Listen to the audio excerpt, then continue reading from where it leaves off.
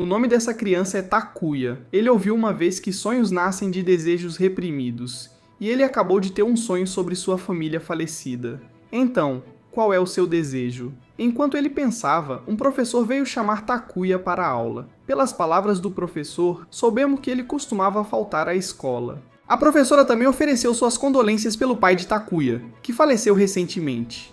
No entanto, ele via isso como algo normal. Saber a notícia sobre seu pai era melhor do que ele desaparecer para sempre. Morrer em uma caverna durante a pesquisa era algo que Takuya havia previsto para seu pai. Além de chamar Takuya para a aula, a professora tinha outro favor a pedir. Um novo aluno transferido acabara de chegar à escola, e a tarefa de Takuya era ficar de olho nesse aluno. Ele achou muito irritante e uma perda de tempo, mas a professora disse que era uma garota nova e bonita. Como o diretor lhe carta um EA3I, Takuya imediatamente virou-se e concordou. Naquele momento, um anúncio no sistema de alto-falantes chamou Takuya para encontrar alguém na sala de pesquisa histórica, e a pessoa no alto-falante até se referiu a Takuya como Senhor. No caminho, Takuya encontrou um garoto chamado Yuki, que tentava continuamente persuadir Takuya a voltar para o time de Kendo. Takuya recusou porque praticava essa disciplina por causa de seu pai. E agora que seu pai estava 6 palmos abaixo da terra, ele desistiu. Por outro lado, Yuki se juntou a muitos clubes, especialmente o clube de pesquisa histórica. Na sala de pesquisa, eles encontraram Mio. Assim que se encontraram, Takuya e Mio começaram a zombar um do outro. Achando a discussão com Takuya muito cansativa, Mio arrastou Yuki para longe, deixando Takuya entrar na sala e procurar a pessoa que queria encontrá-lo. Depois de esperar um tempo, alguém chegou. Surpreendentemente, era a Yumi, a madrasta de Takuya. Aconteceu que o anúncio não era para Takuya, mas para ela. Chamaram a madrasta dele porque o projeto de construção geotécnica estava tendo problemas devido a eventos estranhos que ocorriam continuamente. Ela provavelmente iria inspecionar a praia após a reunião. A pessoa que chamou a mãe de Takuya para a reunião foi o Sr. Rusodi. Ele disse a Takuya que não havia necessidade de sair porque tinha algo para discutir sobre seu pai. O Sr. Rusodi havia trabalhado muitos anos com o pai de Takuya no projeto de pesquisa, e ele expressou o desejo de continuar o trabalho do pai dele. Ele via isso como uma forma de honrar o falecido. Se ambos concordassem, ele esperava que a madrasta de Takuya pudesse enviar as notas de pesquisa do pai de Takuya para a casa dele. Ele também perguntou se o pai de Takuya havia confiado algo especial a algum deles. Ambos responderam que não tinham recebido nada. Quando Takuya perguntou o que era, revelou-se ser um artefato. Após a reunião, Takuya encontrou a senhorita Mitsuki. Os dois eram bastante próximos e não usavam linguagem honorífica. Também soubemos que Mitsuki costumava ser a secretária do Sr. Rusodi, mas porque estava muito exausta, tornou-se professora temporária. Ela tinha ouvido sobre o falecimento do pai de Takuya e pensou que ele ficaria triste, mas ele manteve-se calmo. Takuya perguntou: "E se eu estivesse triste?" Mitsuki sussurrou em seu ouvido que ela o consolaria. Depois de dizer isso, Mitsuki foi embora. Naquela tarde, após a escola, Takuya foi abordado por um repórter perguntando sobre o projeto em que sua madrasta estava trabalhando. Takuya disse que o local da construção ficava perto da praia, e se isso fizesse a praia desaparecer, ele não poderia mais ver as garotas de biquíni. Isso seria uma verdadeira pena. Ao retornar para casa, ele viu uma caixa na mesa. Takuya pensou ansiosamente que era um brinquedo adulto e abriu, mas infelizmente não era. Era algo muito estranho. Então ele recebeu um telefonema estranho. Do lado de Yuki, ele e Mio estavam pesquisando algo. Ela estava anotando em uma laje de pedra e descobriu uma flor florescendo ali. Enquanto isso, Takuya estava examinando o objeto estranho. Na TV, o mesmo repórter de antes transmitia notícias sobre os moradores locais que se opunham ao projeto da madrasta dele. Eles até exibiram a gravação do que Takuya havia dito. Na televisão, enquanto sua madrasta tentava tranquilizar o público, um raio violento subitamente atingiu atrás dela, causando uma explosão. Preocupado com sua mãe, Takuya correu para encontrá-la. Alguém tinha morrido, mas felizmente sua madrasta estava segura. Depois um homem chamado Hideo, o encarregado, chegou e pediu a Takuya para sair da área restrita. No entanto, Takuya era bastante teimoso, então o homem foi embora, permitindo que mãe e filho conversassem. Takuya perguntou se aquele era o homem inútil que sua mãe havia mencionado antes. A mãe dele então disse para ele ir para casa primeiro, pois ela não voltaria naquela noite. Lá fora, enquanto pegava sua bicicleta, Takuya encontrou Mio e Yuki novamente. Eles falaram sobre como o raio pareceu muito estranho quando estavam na ilha. De repente, apareceu uma menina que avisou que era muito perigoso e aconselhou-os a se afastarem daquele lugar. No dia seguinte, todos estavam animados esperando o novo aluno transferido. Quando a professora a trouxe, Takuya de repente correu para fora e tirou toda a roupa para assustá-los, mas ninguém ficou com medo. Mesmo vestindo 10 pares de calças, ele não se livrou da vergonha. A garota então se apresentou como Kana. Ela foi designada para sentar ao lado de Takuya. Sem hesitação, Kana disse a Takuya que ele deveria impedir sua mãe de continuar o projeto de construção, caso contrário, um terrível acidente aconteceria. Após a aula, Takuya foi para a sala de pesquisa perguntar ao Sr. Rusodi sobre o artefato, mas o professor estava ocupado, então ele teve que ir embora. Voltando para casa, ele recebeu outro pacote. Ao abri-lo, era um livro sobre o teorema da estrutura dos mundos paralelos e como construir uma reflexão ao dispositivo. Quando ele o abriu, descobriu uma página com um desenho que parecia o artefato. Era chamado de dispositivo de reflexão. No fundo do pacote havia uma carta do pai de Takuya. Na carta, ele dizia que não estava morto, apenas havia desaparecido, e pediu a Takuya que reunisse as pedras preciosas e fosse a um lugar chamado Ken no Misaki naquela noite, onde alguém estaria esperando por ele. Sem pensar muito, ele subiu na bicicleta e foi. Ele chegou às 2 formações rochosas esperando encontrar seu pai, mas encontrou uma garota loira inconsciente. Ele verificou como ela estava e quando ela acordou, parecia extremamente feliz e beijou Takuya antes de desaparecer. Nesse momento, sua madrasta e o Sr. Rusoji apareceram atrás de Takuya. O professor disse que tudo foi previsto pelo pai dele. O pai dele deixou para trás um dispositivo que permite a Takuya atravessar o espaço chamado Newman. O pai dele descobriu a existência de uma lei que governa o mundo, e a mãe dele foi a inspiração para ele.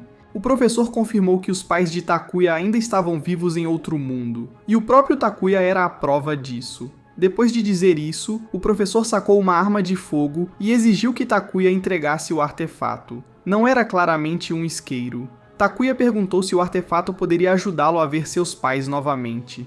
O professor confirmou isso. Era o único dispositivo que podia ver a variabilidade infinita do espaço-tempo. Ele então disse que Takuya tinha que se arrepender ou levar um tiro. De repente, ocorreu um fenômeno de ressonância. Terremotos e relâmpagos aconteceram continuamente. O professor supôs que a garota loira anteriormente tivesse feito algo antes de desaparecer. Ele ainda tentou pegar o artefato, mas naquele momento o tempo congelou. Takuya viu Kana de longe, e então Takuya foi levado de volta às 2 formações rochosas. Pensando que tinha acabado de usar drogas, Takuya voltou para o seu quarto e dormiu. No dia seguinte, Takuya acordou às 8h30 da manhã no dia 26 de julho de 1994. Ele correu para a escola para questionar o Sr. Rusodi sobre o que aconteceu na noite anterior.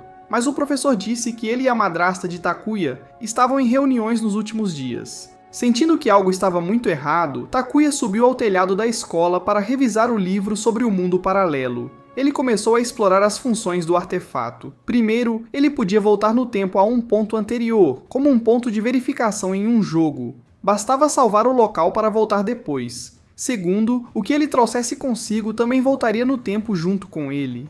Takuya lembrou-se de uma conversa que teve com o pai, onde falaram sobre como a história também afeta a linha do tempo, algo chamado de paradoxo do avô. Você pode procurar na Wiki, porque explicar seria muito longo. Ao ler o livro, Takuya também descobriu que o dispositivo de reflexão permitia ao usuário viajar para mundos paralelos.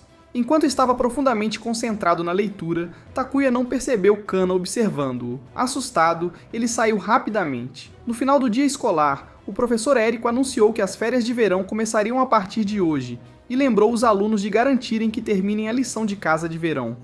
Quanto a Takuya, ele então foi para a sala de pesquisa e perguntou a Mio e Yuki se ele tinha ido lá ontem. Ambos disseram que ele realmente veio e procurou o Sr. Rusodi. Ainda não convencido, Takuya ligou para sua mãe para perguntar sobre a conversa entre ela e o professor sobre o projeto de seu pai. Sua madrasta confirmou que eles realmente conversaram e que ela havia concordado em entregar as notas de pesquisa de seu pai ao professor.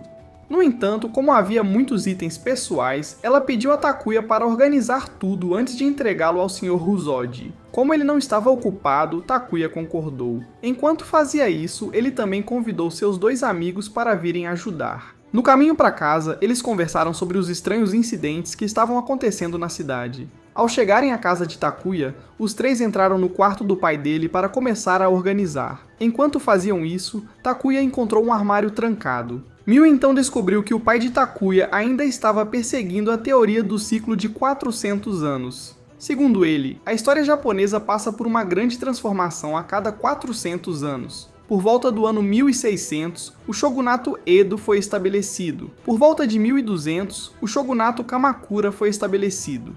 Por volta de 800, a capital foi movida para Heian-kyo, e por volta de 400, a corte imperial unificou o Japão. O ponto comum em todos esses casos era que a origem de todos os problemas vinha de estrangeiros. O pai de Takuya acreditava que todas as tradições japonesas tinham sido trazidas por estrangeiros, e ele foi fortemente criticado por isso. Logo depois, os 3 terminaram de limpar. Vendo que ainda era cedo, Mio convidou os outros 2 para subirem ao Monte Triângulo.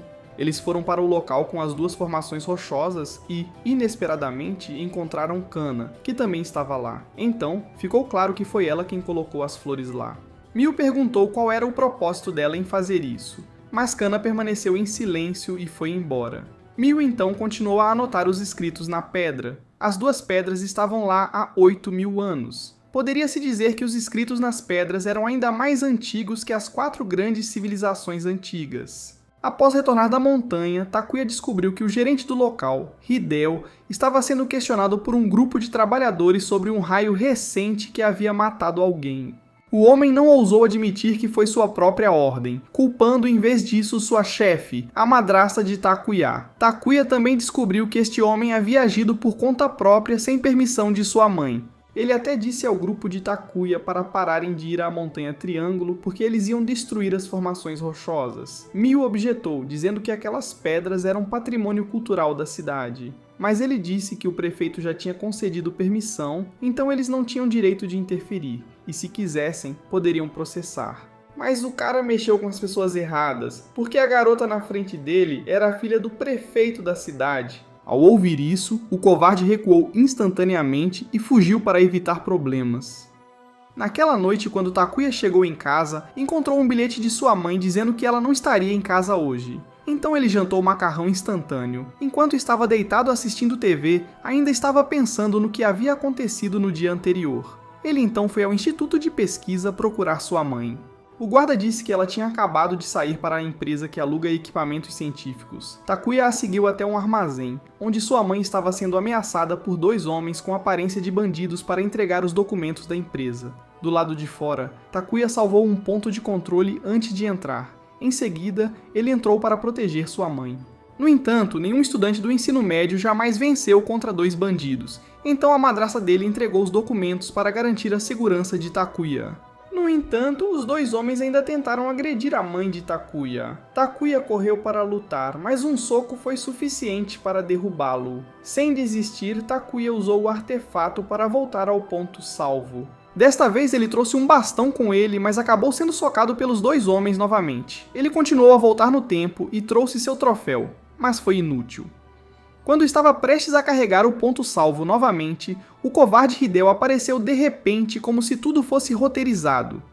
Surpreendentemente, apenas agitando os braços e chutando, ele espantou os 2 bandidos. Ele então ajudou a mãe de Takuya a levá-lo para casa para tratar os ferimentos. Ele ofereceu sua ajuda sempre que ela precisasse e foi embora. Depois disso, a mãe e o filho sentaram-se para conversar. Ela estava muito triste porque Takuya continuava a se lançar em perigo. Mas, ao mesmo tempo, ela estava muito feliz porque ele havia realmente crescido. No entanto, ela pediu que ele não fizesse mais coisas imprudentes. A família dele só tinha os 2. No dia seguinte, Takuya foi para a escola de verão. Yuki veio convidá-lo para entrar no clube, mas Takuya achou irritante, já que ainda estava machucado por causa da queda de bicicleta. Querendo faltar à aula, ele pediu a Yuki para assistir em seu lugar enquanto ele pensava no assunto. Em seguida, ele foi para a enfermaria e por acaso encontrou Kana e a senhorita Eriko. Ele acidentalmente viu o colar de Kana e lembrou que quando era criança, conheceu alguém que também tinha um colar assim. Ele se aproximou e perguntou sobre o colar. Kana disse que não era uma joia, era a chama de sua vida. Ela então foi embora. A senhorita Eriko disse a ele que Mitsuki estava procurando por ele. No telhado, Mitsuki queria perguntar a Takuya o que ele planejava fazer após a formatura. Durante a conversa, soubemos que Mitsuki amava o pai de Takuya, mas seus sentimentos não eram correspondidos. Atualmente, ela estava encarregada de organizar a pesquisa do pai dele. Ela também disse que recentemente o senhor Hosoji estava agindo de maneira muito estranha. Ele havia se tornado mais irritável, quase como uma pessoa diferente. Ele ficou completamente obcecado pela pesquisa, como se estivesse possuído. Takuya disse que ficaria de olho no professor e se algo acontecesse, ele contaria para ela. Depois disso, ele recebeu uma ligação da madrasta. Ela tinha esquecido alguns documentos importantes em casa e pediu a Takuya para levá-los a ela. Quando ele chegou ao portão do Instituto de Pesquisa, já havia muitos cidadãos protestando em frente. O segurança levou Takuya para dentro. No caminho, ele encontrou aquele cara chamado Video, ou Hideo, ou algo assim. Takuya não se preocupou em lembrar os nomes de covardes como ele, que se ofereceram para entregar os documentos por ele, mas Takuya recusou. Em seguida, entregou os documentos diretamente à sua mãe, que ficou satisfeita, embora não tivesse muito tempo, pois precisava ir rapidamente para uma coletiva de imprensa. Enquanto isso, aquele cara Video roubou os documentos secretamente. Na coletiva de imprensa, Takuya encontrou a repórter de antes. Ela também sabia que ele era filho do famoso doutor, já que os dois se pareciam muito. Naquele momento, a mãe de Takuya apresentou relatórios sobre os acidentes relacionados a raios e propôs uma solução envolvendo trajes especializados. No entanto, muitas famílias das vítimas alegaram que os trajes eram ineficazes e objetaram continuamente. A conferência de imprensa terminou em caos. Ainda não recuperada, a mãe de Takuya teve que participar de outra entrevista na TV. Tarde da noite, ela chegou em casa bêbada. Takuya a ajudou a entrar em casa para beber um pouco de água. Ela confessou que estava exausta com tudo e abraçou Takuya como se quisesse liberar toda a sua pressão. No dia seguinte, aquele cara fez uma videochamada para a mãe de Takuya dizendo que tinha algo importante para discutir. Takuya atendeu e apenas deixou-o esperando. Do lado de Mio, o pai dela havia decidido enviá-la para estudar nos Estados Unidos para evitar os escândalos recentes, o que a deixou muito triste a ponto de, quando Takuya a provocou no caminho para a escola, ela nem sequer respondeu. Atrás dos dois, uma figura suspeita estava observando. Na escola, Takuya encontrou a repórter novamente. Ela tinha acabado de entrevistar o Sr. Hosoji e tinha algo para discutir com Takuya. Ela queria saber mais sobre o trabalho de sua madrasta porque atualmente estava investigando o projeto de geotecnia, a colusão entre a Geotec e o prefeito. Ela perguntou se a Mio, a filha do prefeito, sabia algo sobre isso. Takuya não ia trair seu amigo, mas a repórter disse que não havia necessidade de trair ninguém. O errado era o prefeito, e Takuya não queria que sua amiga estivesse no caminho certo. Ela então lhe deu seu cartão de visita, dizendo que ele poderia ligar a qualquer momento e se apresentou como Kaori. Após dias faltando às aulas, Takuya voltou para a escola de verão. Olhando novamente para o cartão de Kaori, ele notou um aviso escrito no verso: "Cuidado com aquele covarde. Vídeo." Sentindo-se inquieto, Takuya apressou-se para casa, mas foi parado por Eriko. Sabendo que não podia escapar, ele salvou um ponto de controle ali mesmo. Pouco depois, um anúncio foi feito pelo sistema de alto-falantes. Takuya tinha uma ligação. Era do gerente de sua mãe. Disseram que ela não havia ido ao instituto. Quando Takuya perguntou o que tinha acontecido, eles não disseram muito, apenas que o projeto dela poderia envolver atividades ilegais. Cheio de preocupação, Takuya correu para casa e viu aquele cara em vídeo apalpando sua mãe. Enfurecido, Takuya arrastou o mesmo cara que uma vez lutou contra 2 bandidos e começou a espancá-lo. No entanto, sua mãe o impediu e até o esbofeteou. Ver sua mãe tão preocupada com aquele canalha deixou Takuya furioso. Ele saiu furioso, dizendo que podiam fazer o que quisessem. Em seguida, ele marcou um encontro com Kaori e perguntou a ela sobre aquele vídeo do cara. Claramente algo havia acontecido. Kaori trouxe Takuya para um hotel para uma conversa mais privada. Coincidentemente, no quarto ao lado, Kana estava se encontrando com um homem suspeito que tinha seguido Takuya e Mio naquela manhã. Kaori revelou que dados confidenciais tinham sido roubados da Geotec ontem e a mãe de Takuya estava prestes a ser demitida e responsabilizada por isso. Alguns acreditavam que ela tinha vendido os dados. Kaori também sabia que a Jotech havia ligado para Takuya. Ela acreditava que a mãe dele havia sido incriminada, e por isso precisava se infiltrar na Jotech para provar sua inocência. Quando Takuya perguntou o que precisava fazer, ela disse que só precisava do cartão de acesso verde da mãe dele. Ele apenas tinha que trocar o cartão verdadeiro por um falso, e isso bastaria. Acreditar nela ou não dependia dele, mas a informação em breve seria tornada pública, o que seria muito ruim para a mãe dele. Depois de juntar as peças, Takuya percebeu quem havia incriminado sua mãe. Ele correu para casa, mas era tarde demais. A cena estava em caos, e sua mãe já havia cortado os pulsos e falecido no banheiro. Takuya tentou rapidamente estancar o sangramento, mas era tarde demais. Olhando para o corpo frio da mãe, Takuya tomou uma decisão. Foi a primeira vez que se sentiu grato pelo pai. Takuya então retornou ao posto de controle. Takuya correu para casa e deu um soco naquele cara no vídeo, depois o expulsou de casa. O cara ameaçou mandar Takuya para a prisão e depois saiu correndo. Pensando que tudo havia finalmente acabado, Takuya voltou para dentro para procurar sua mãe, apenas para descobrir que ela tinha partido sem asas. Takuya não conseguia entender porquê, e então ele voltou mais uma vez para o ponto de controle. Desta vez, Takuya afastou sua mãe daquele vídeo de homem imundo e contou a ela tudo sobre o plano do canalha, como ele fez tudo apenas para conseguir o seu corpo. Mas Takuya não tinha provas. A madrasta dele disse que ele não podia entender, que tudo o que ela fez tinha suas razões, e mesmo que ela explicasse, ele ainda não entenderia. Exausta, ela se jogou na rua e deixou o caminhão acertá-la. Incapaz de aceitar essa realidade, Takuya continuava voltando no tempo para salvar sua mãe a qualquer custo. No entanto, não importava quantas vezes, não importava qual método ou truque ele usasse, o resultado era sempre o mesmo. Sua madrasta morreria. Observando-a morrer repetidamente, Takuya ficou dominado por um sentimento de impotência. Ele recorreu ao livro sobre mundos paralelos em busca de respostas. Nele havia uma teoria chamada raio de evento de Schwarzschild. A explicação era muito longa, mas para facilitar o entendimento, se você assistiu à série Loki, há um conceito chamado evento canônico. Um evento canônico é um que deve acontecer na linha do tempo oficial e não pode ser alterado, não importa quanta intervenção ou alteração ocorra. Estes são eventos críticos sem os quais toda a história ou universo não faria mais sentido ou não poderia continuar. Em resumo, a morte da mãe de Takuya era algo que tinha que acontecer. Ler essa teoria no livro encheu-o de raiva. Ele não podia aceitar essa realidade. Ele então pegou o cartão de acesso verde dela, voltou ao ponto de controle e se encontrou com Kaori. Sem deixar ela dizer uma palavra, ele imediatamente entregou o cartão verde a ela. No hotel, ele concordou em trocar o cartão com a condição de que ela lhe desse informações sobre aquele lixo chamado vídeo, ou Hideo, ou seja lá o que for,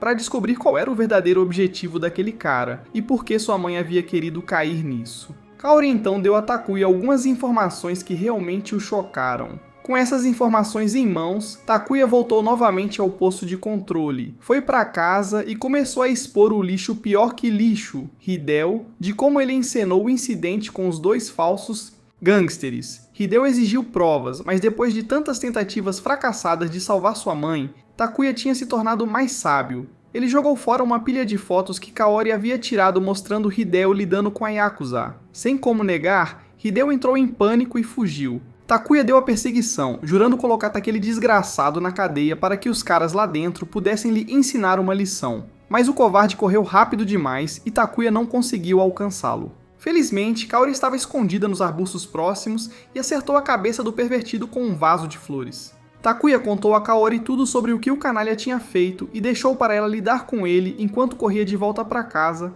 para ver se sua mãe estava prestes a tentar voar de novo. Felizmente, dessa vez ela não estava voando, estava prestes a praticar natação no banheiro. Takuya correu para impedi-la. Ele se lançou à frente para evitar que ela fizesse isso, mas ela ainda insistia em acabar com a própria vida. Takuya deu-lhe um tapa para trazê-la de volta à realidade. Ele tentou persuadi-la, mesmo que ainda não conseguisse entender seu sofrimento. Ele se esforçaria, então ela não devia fazer nada tolo. Ela era a única família que ele tinha. No meio da discussão, às vezes sua madrasta referia-se a si mesma pelo nome em vez de se chamar de mãe. Assim que ela se acalmou, Takuya prometeu ajudar a provar sua inocência, não importando quantas linhas do tempo ele tivesse que atravessar. ele a salvaria em todos os universos. No dia seguinte, Takuya se despediu de sua mãe antes de ir para a escola de verão. Lá, Eriko jogou uma enorme pilha de dever de casa nele que havia se acumulado devido à sua constante ausência nas aulas. Se ele não terminasse, podia dar adeus a este verão. De repente, o sistema de som chamou Takuya para encontrar alguém. Transbordando de alegria, ele jogou o dever de casa em Yuuki e saiu. Desta vez, quem estava esperando por ele era Kaori. Sobre a situação com o vídeo, ela usou suas conexões para expulsá-lo da Geotech. O pessoal dela o transferiria para outro lugar e o demitiria em alguns dias. Embora Takuya ainda estivesse frustrado por não conseguir colocar o cara na prisão, Kaori tinha um plano para garantir que sua mãe nunca mais teria que vê-lo. Takuya queria saber qual era o objetivo de Kaori ao usar o Green Card para acessar a área restrita da instalação de pesquisa. Kaori disse a ele que se ele quisesse saber, então deveria se tornar seu parceiro. Naquela noite, eles começaram o plano para entrar furtivamente na instalação de pesquisa. A segurança estava extremamente rigorosa, então Takuya teria que entrar pela porta dos fundos, enquanto ela, sendo repórter, poderia entrar pela entrada principal e depois destrancar a porta dos fundos para ele. Eles conseguiram entrar na instalação. Naquele momento, todos lá dentro estavam em uma reunião para decidir sobre as medidas disciplinares contra a mãe de Takuya. Se eles conseguissem passar por esta porta, Kaori o ajudaria a provar que sua mãe era inocente. Para garantir, Takuya salvou um ponto de verificação aqui. No entanto, eles ainda não podiam entrar. Precisavam mudar a luz para verde primeiro. Kaori então foi para a sala de controle para verificar. Na sala de segurança, quando uma garota que ajudou Takuya antes o viu na porta, ela a abriu para ele. Lá dentro havia muitos tipos de pedras. Kaori explicou que o verdadeiro objetivo da geotecnia era escavar essas pedras. Para quê? Ele logo descobriria. À medida que avançavam, Takuya viu um novo tipo de mineral brilhante. Sua mãe o havia chamado de psicita. Era algo que interessava profundamente ao seu pai. A pedra foi primeiro escavada sob a montanha triangular. Tinha uma propriedade incomum, reagia com a mente humana e gerava energia tremenda. Algumas pessoas até consideravam-no um mineral vivo. No entanto, ele tinha uma fraqueza. As pedras do lado de fora tinham ligações moleculares muito fracas. Só ao serem expostas ao ar, suas propriedades mudariam. Por isso, a pedra tinha que ser cristalizada assim. A pedra de Psykit era a única amostra, e isso também era o que sua madrasta estava pesquisando, sua cristalização. O verdadeiro objetivo do vídeo era incriminar sua mãe por vazamento de dados confidenciais enquanto aproveitava a oportunidade para roubar a pedra. Agora o plano deles era fazer parecer que a pedra havia sido roubada e incriminar aquele desgraçado em vez disso. Pelo bem de sua mãe, Takuya destruiu resolutamente a câmara de contenção. Alarmes começaram a soar, e Takuya pensou que tinham conseguido quando, de repente, Kaori revelou sua verdadeira natureza e o atacou. Vídeo apareceu. Acontece que os dois estavam trabalhando juntos o tempo todo, tramando colocar toda a culpa em Takuya. Mas surpresa, a intuição de Takuya nunca esteve errada. Ele imediatamente voltou para o ponto de controle. No entanto, mesmo depois de voltar, ele ainda não tinha descoberto como lidar com os dois. Desta vez, ele seguiu o mesmo plano de antes, deixando-se ser atingido deliberadamente para poder perguntar por que estavam mirando nele e em sua mãe. Naturalmente, era porque sua mãe já estava atolada em escândalos, e agora com um filho acusado de roubo, ela estaria acabada. Kaori era uma espiã capitalista. Ela extorquia empresas por lucro e depois as expunha na mídia. E o empregador dela acabou por ser alguém da própria escola de Takuya. Depois de dizer tudo isso, os dois saíram rapidamente antes que as coisas piorassem. No entanto, Takuya disse a ambos que eles eram muito ingênuos. Enquanto falava, ele fez uma saudação, mas na verdade era um rádio que ele tinha furtado de um guarda que tinha adormecido. E adivinhe, tudo o que eles haviam confessado foi transmitido e gravado. Os dois foram logo presos. Graças a Takuya, sua mãe pôde continuar sua pesquisa. Foi o pai de Takuya quem pediu a ela para estudar como cristalizar psicita. Seu brilho desaparecia ao contato com o ar. Seu pai tinha sido profundamente dedicado à pedra e tinha escrito extensivamente sobre ela em seu diário. Após examiná-la, sua mãe confirmou que o pai de Takuya ainda amava muito sua mãe biológica. Foi por isso que ele estudou a pedra. De repente, Takuya começou a experimentar interferências. A madrasta dele não ficou surpresa e disse que talvez fosse hora de Takuya partir. No caderno de seu pai, havia menção de mundos paralelos. Ela não sabia de qual mundo ele vinha, mas esperava que Takuya retornasse para onde realmente pertencia. E assim, Takuya desapareceu. Ele encontrou seu pai, que lhe disse que o karma é absoluto, que esta era a correção do caos. Parecia que ele não havia sido aceito para permanecer ali, e seria devolvido ao ponto de partida para começar tudo novamente com algumas mudanças. Por que ele sabia disso? Porque ele residia ao lado da árvore Vrinda, que governava todos os eventos do passado, presente e futuro. Como um último lembrete, ele disse que o karma governava todas as coisas na vida, e se Takuya quisesse desvendar seus segredos, ele teria que explorar a história. O tempo voltou ao momento em que Takuya tinha uma arma apontada para ele pelo Sr. Ryuzuji e foi transportado. Ele voltou para casa e dormiu a noite toda. Ele acordou às 8 horas e 39 minutos da manhã em 26 de julho de 1994, 5 minutos antes do primeiro. Tempo. Este era o começo das férias de verão. Takuya foi à escola para se apresentar, onde o Sr. Ryusoji ainda estava falando sobre uma reunião durante a noite. Takuya passou pela enfermaria para procurar a senhorita Eriko, mas apenas Kana estava lá. Com certeza, o colar que Kana usava parecia muito familiar. Depois disso, Kana saiu primeiro, e enquanto esperava pela senhorita Eriko, Takuya encontrou as roupas dela lá. Assim que ele as pegou para olhar, Miu entrou e imediatamente o chamou de pervertido. Takuya entregou as roupas da Eriko para Miu e foi embora. Desta vez, ele encontrou Mitsuki, que o levou até o telhado e falou novamente sobre como o Sr. Ryusugi tinha mudado de alguém que não gostava de fumar para alguém que agora era viciado. Até a mãe do professor havia contado a ela que seu filho tinha mudado.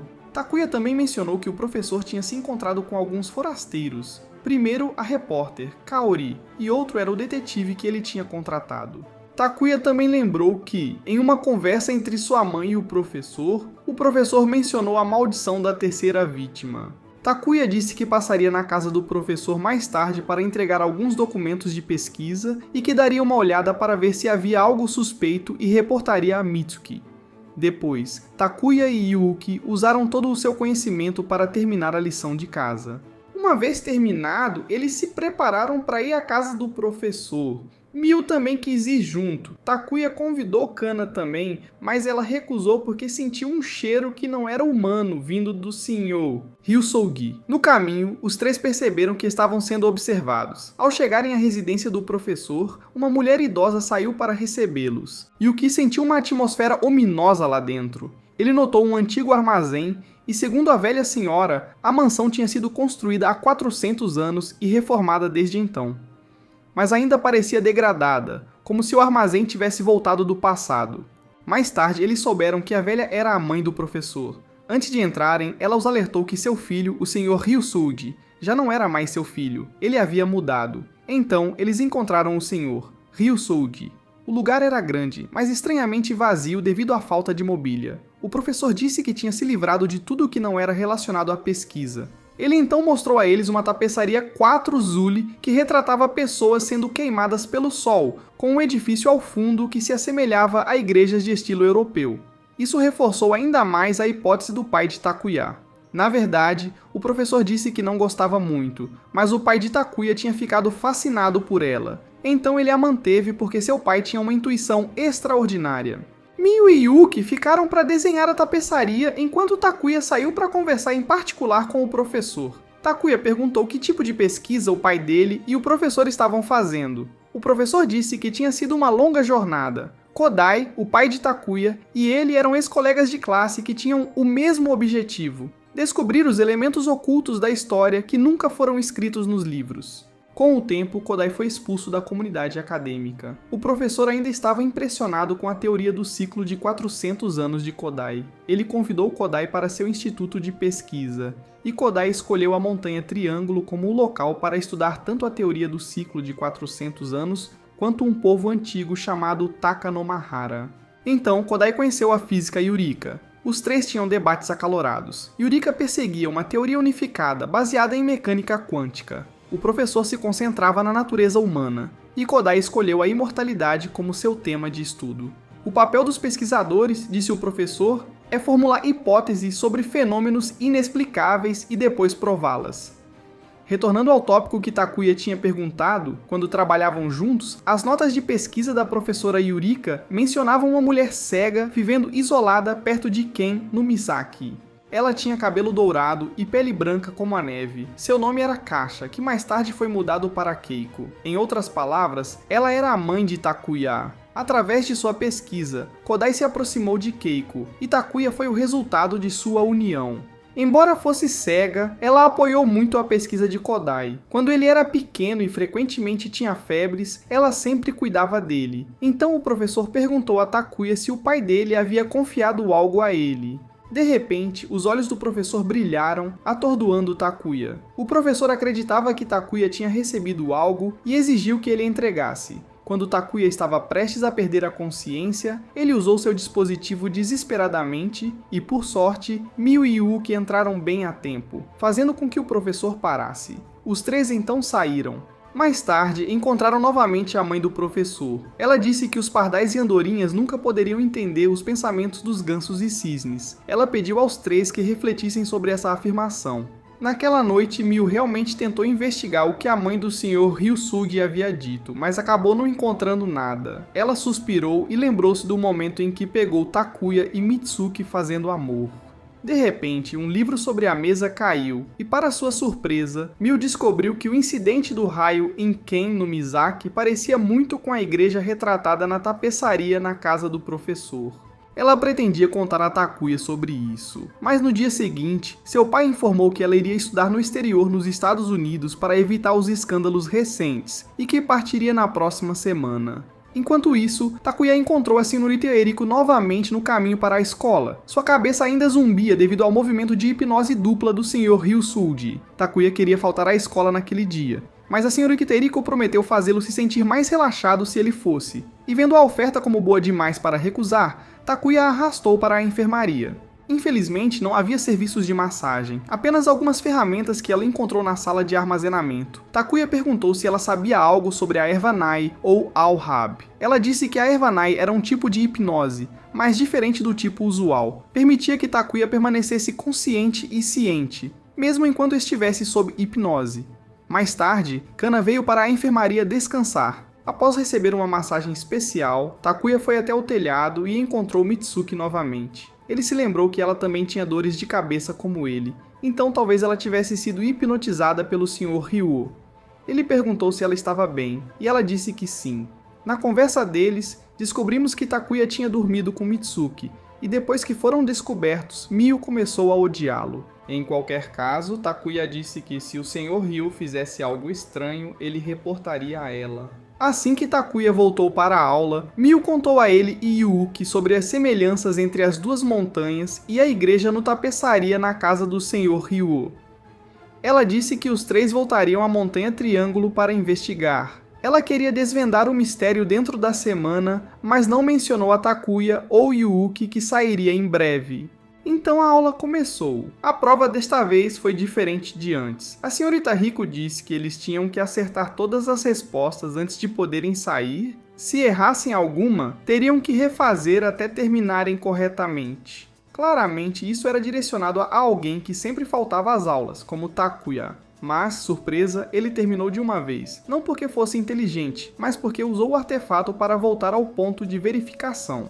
Takuya e Mio terminaram e saíram primeiro, enquanto Yuki teve que ficar para completar o teste. Os dois foram para a casa de Mio para reunir informações. Mio trouxe um livro escrito pelo pai de Takuya, Legado, apresentando o povo de Takenomihara. No entanto, o livro não mencionava a localização específica da tribo. Lendo cuidadosamente, havia uma pista apontando para a Montanha Triângulo. As inscrições nas duas pedras lá tinham 8.000 anos, e Mio supôs que foram escritas pelos Takenomihara. Em resumo, ela tinha certeza de que havia algo na Montanha Triângulo. Enquanto se preparava para sair, seu pai apareceu de repente para verificar. Takuya, apressado, o chamou por Mio e acidentalmente a viu nua. O grito dela agitou seu pai lá fora, que também ouviu a voz de um garoto. O pai de Miu então correu para pegar sua arma. Lá dentro, ela gritou para Takuya correr antes que seu pai lhe desse um sanduíche de chumbo. Naquele momento, seu pai já havia carregado a arma, mas felizmente a campainha tocou, forçando-o a descer as escadas. Takuya aproveitou a oportunidade para escapar. O visitante era Yuuki. Assim que ele abriu a porta, o pai de Miu apontou a arma para a cabeça dele para afugentá-lo. Depois disso, Takuya e Miu foram até a montanha Triangle e encontraram as duas pedras. Ela acreditava que se a montanha realmente fosse a igreja na tapeçaria, deveria haver uma entrada em algum lugar, então os dois se dividiram para procurar. Mais tarde, Miu encontrou uma área que parecia diferente do resto, e assim que tentou cavar mais fundo, ela caiu e torceu o tornozelo.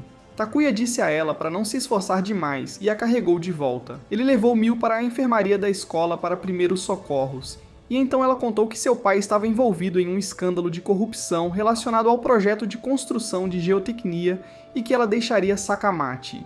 Bem no clímax da conversa deles, Mitsuki entrou e um drama de triângulo amoroso começou. Mitsuki e Miu começaram a discutir. Mitsuki até sabia que Miu estava apaixonada por Takuya. Quanto mais Miu negava, mais isso aparecia em seu rosto.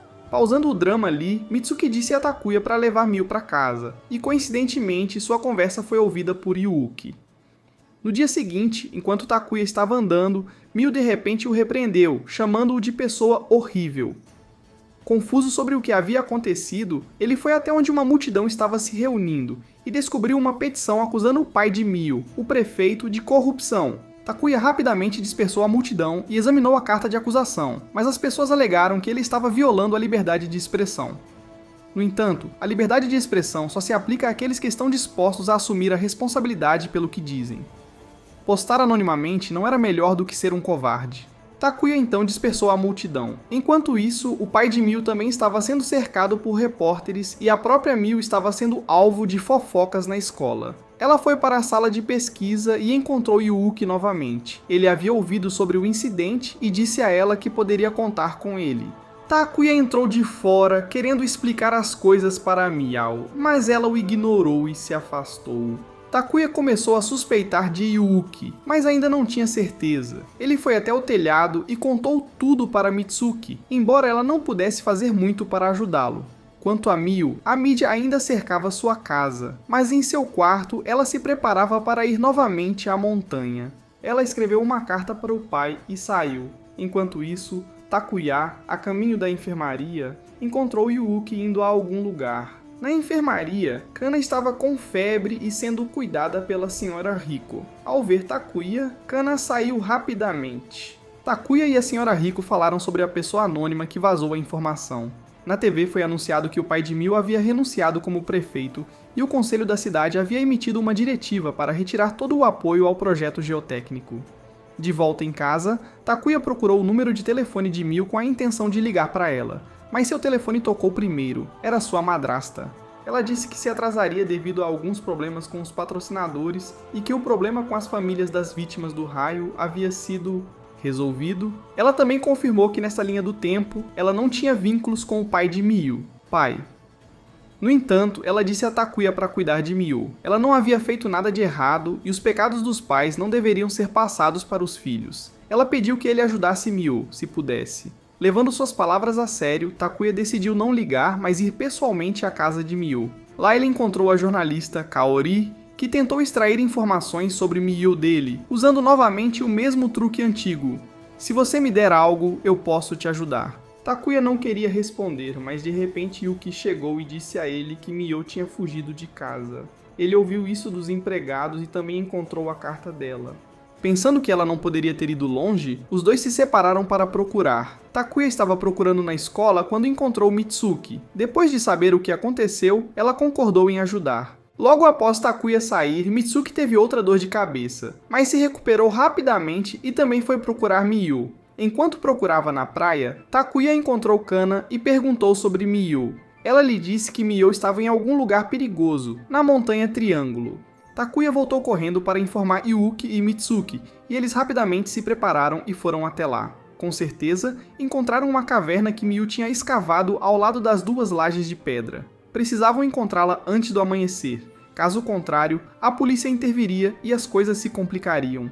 Takuya planejou entrar com Mitsuki e disse a Yuki para ficar de vigia do lado de fora, mas Yuki insistiu em entrar também.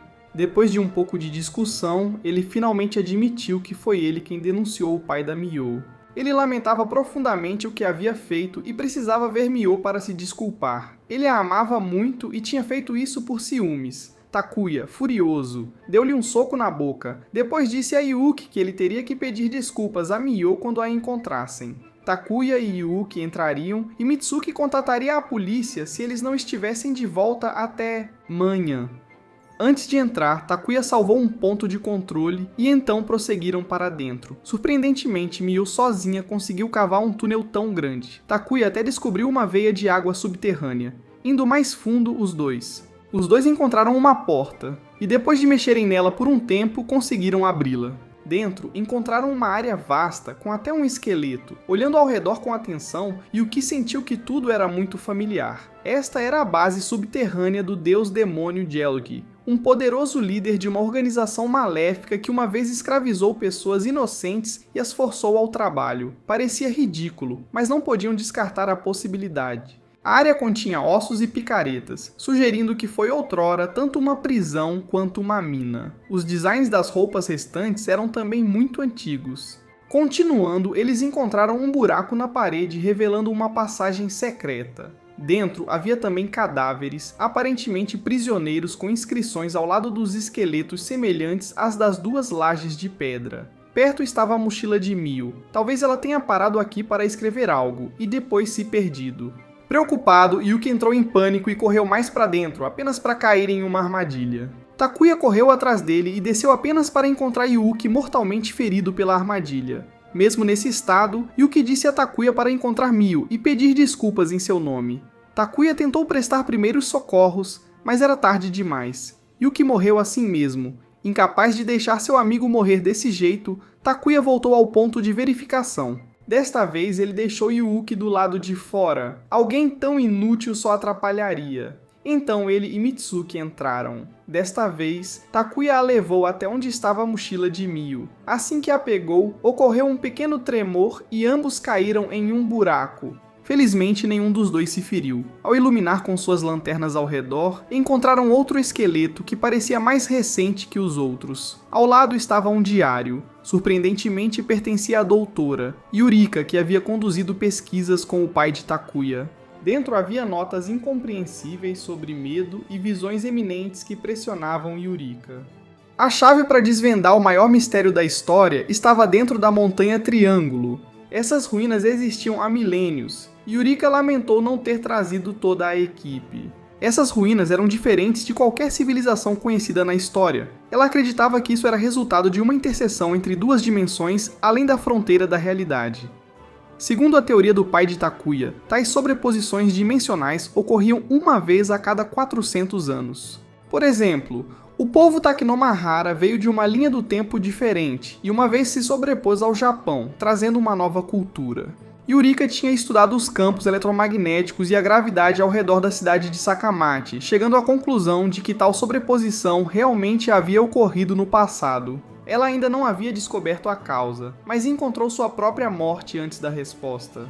Ela se esforçou ao máximo, mas sua paixão por entender ainda ardia dentro dela. Aquilo a lembrava de um momento, o momento em que o pai de Takuya lhe deu algo. O momento em que ela o segurou em suas mãos e depois o chamou de dispositivo refletor. De repente, a lanterna apagou e Mitsuki começou a agir de forma estranha após descobrir que Takuya possuía o artefato. Como se estivesse hipnotizada, ela puxou a pistola do professor Ryu e ameaçou Takuya para que entregasse. Mitsuki tentou recuperar o controle de si mesma, mas falhou. Takuya fugiu antes de finalmente ir ver seu pai. Ele correu para mais fundo e encontrou um caixão antigo. Ele arriscou e se escondeu dentro, mas não parecia ser uma boa ideia. Mitsuki estava se aproximando. De repente, o caixão desmoronou, derrubando Takuya em um lago subterrâneo luminoso. Felizmente, Mio o puxou a tempo. Takuya ficou aliviado ao ver que ela estava segura. Ele ficou impressionado com o lago luminoso, mas Mio disse que não era a água que brilhava, e sim as pedras embaixo dela. Takuya adivinhou aleatoriamente que poderia ser minério de psicita lá embaixo. Os dois começaram a procurar uma saída. Miu também tinha lido o diário do doutor, Yurika. Se sua teoria sobre linhas do tempo múltiplas fosse verdadeira, isso explicaria por que as civilizações aqui não existiam nos registros históricos do Japão. Outro tremor ocorreu. Uma grande pedra caiu e Miu rapidamente a evitou, mas acabou caindo na água e ficando completamente encharcada. Os dois então acenderam uma fogueira. Takuya queria que Miu descansasse enquanto ele procurava a saída, mas ela pediu que ele ficasse com ela. Ela não queria ficar sozinha. Eles conversaram sobre tudo o que havia acontecido. Takuya admitiu que foi ele quem denunciou o pai dela, mas Miu já sabia que tinha sido Yuuki, não fazia sentido culpá-lo agora. Miu então pediu a Takuya que a beijasse porque queria que essa fosse sua memória mais bonita antes de morrer. Takuya a beijou na testa e prometeu que sairiam juntos. Ele a alimentou e a deixou descansar. Enquanto estava ali sentado, ele debateu se deveria voltar no tempo. Mas, novamente, ele não conhecia o caminho e não poderia ter certeza de que encontraria Miu novamente. Takuya decidiu descansar um pouco antes de decidir o que fazer a seguir. Naquele momento, alguém chamou seu nome. Ele abriu os olhos e viu sua mãe, que lhe disse para ajudar a pessoa que ele amava antes que ela desaparecesse. Ao despertar após a visita em sonho de sua mãe, Takuya acordou Miu e contou a ela sobre isso. Então os dois foram até a cachoeira onde sua mãe havia ficado no meio do lago. Quando ele iluminou com sua lanterna, algo dentro brilhou e refletiu luz. Takuya entrou para verificar e descobriu uma gema. Neste ponto, ele decidiu contar a verdade a Miu. Se ela tivesse lido o caderno da doutora Yurika, então saberia sobre o dispositivo refletor, e Takuya revelou que estava segurando-o naquele momento. Miu ficou surpresa e profundamente triste, pois se Takuya o usasse para voltar ao ponto de controle, o beijo que acabaram de compartilhar nunca teria acontecido. Takuya a tranquilizou e prometeu tirá-la de lá, pois havia um caminho atrás da cachoeira. Do lado de fora, Yuki ainda estava preocupado com todos. Quando ele estava prestes a chamar a polícia, Kana apareceu. Após ouvir a história de Yuki, Kana ficou decepcionada por ninguém ter ouvido seus avisos. Se os dois tivessem chegado àquele lugar, isso significaria morte certa. Enquanto isso, lá dentro, Takuya e Miu continuaram seguindo o caminho. Eles ouviram um som e o seguiram até uma sala em ruínas. No chão havia um livro, mas no momento em que o pegaram, ele se desfez. Talvez este lugar tivesse realmente 8.000 anos. Takuya pegou casualmente uma espada próxima, apenas no caso de algo ruim acontecer. Eles continuaram seguindo o som, que agora vinha claramente de algum tipo de maquinaria. Eles descobriram uma porta de pedra que Takuya abriu com a espada. Lá dentro havia uma enorme máquina antiga que se estendia por centenas de metros. Segundo a estimativa de Miu, ela estava ali há pelo menos um século. Do lado de fora, Kana estava desesperadamente tentando impedir que a máquina se ativasse, alertando que, se isso acontecesse, muitas vidas seriam perdidas. Dentro da montanha, Takuya e Miu encontraram Mitsuki novamente. Pela explicação dela, esta torre era um gerador de raios, o que significa que lá fora, onde estava atualmente ensolarado, e a Geotech havia começado a escavação e transporte, tentar extrair Psykit da área ativaria a máquina e liberaria raios. Esse era o significado por trás da luz que queimava as pessoas no tapete. Mitsuki sabia da existência do dispositivo há muito tempo, mas nunca soube como entrar. Felizmente, graças a Takuya e Miu, ela finalmente encontrou um jeito. Mitsuki exigiu que Takuya entregasse o artefato. A máquina começou a ativar, disparando raios e causando terremotos dentro da caverna. Takuya tentou trazer Mitsuki de volta à razão. Após lutar internamente, ela conseguiu recuperar o controle. No entanto, ela ainda estava obrigada a obedecer às ordens do professor Ryu. Não querendo ferir nenhum dos dois, ela tirou a própria vida e foi esmagada por pedras que caíam. Enquanto Takuya ainda estava em choque, Miu instigou a usar o artefato para voltar ao último ponto de salvamento. Ela não queria que Mitsuki morresse como uma marionete, ela queria salvá-la, mas Takuya ainda se recusava a voltar imediatamente. Ele tinha que tirar Miu de lá primeiro, depois retornar ao ponto de verificação. Ele usou a espada para destruir a máquina e puxou Miu para longe. Eles encontraram um lugar como o fundo de um poço, e inesperadamente, Kana e Yuki estavam acima, abaixando uma corda para resgatá-los. Ainda mais surpreendente foi que o lugar em que eles estavam agora era a mansão do professor Ryu. Quando Takuya perguntou como eles sabiam, Kana simplesmente disse que alguém a avisou. Yuki então pediu desculpas a Miu, admitindo seus erros, e ela o perdoou. Nesse momento, Takuya ficou desorientado novamente. Essa linha do tempo também não parecia aceitá-lo.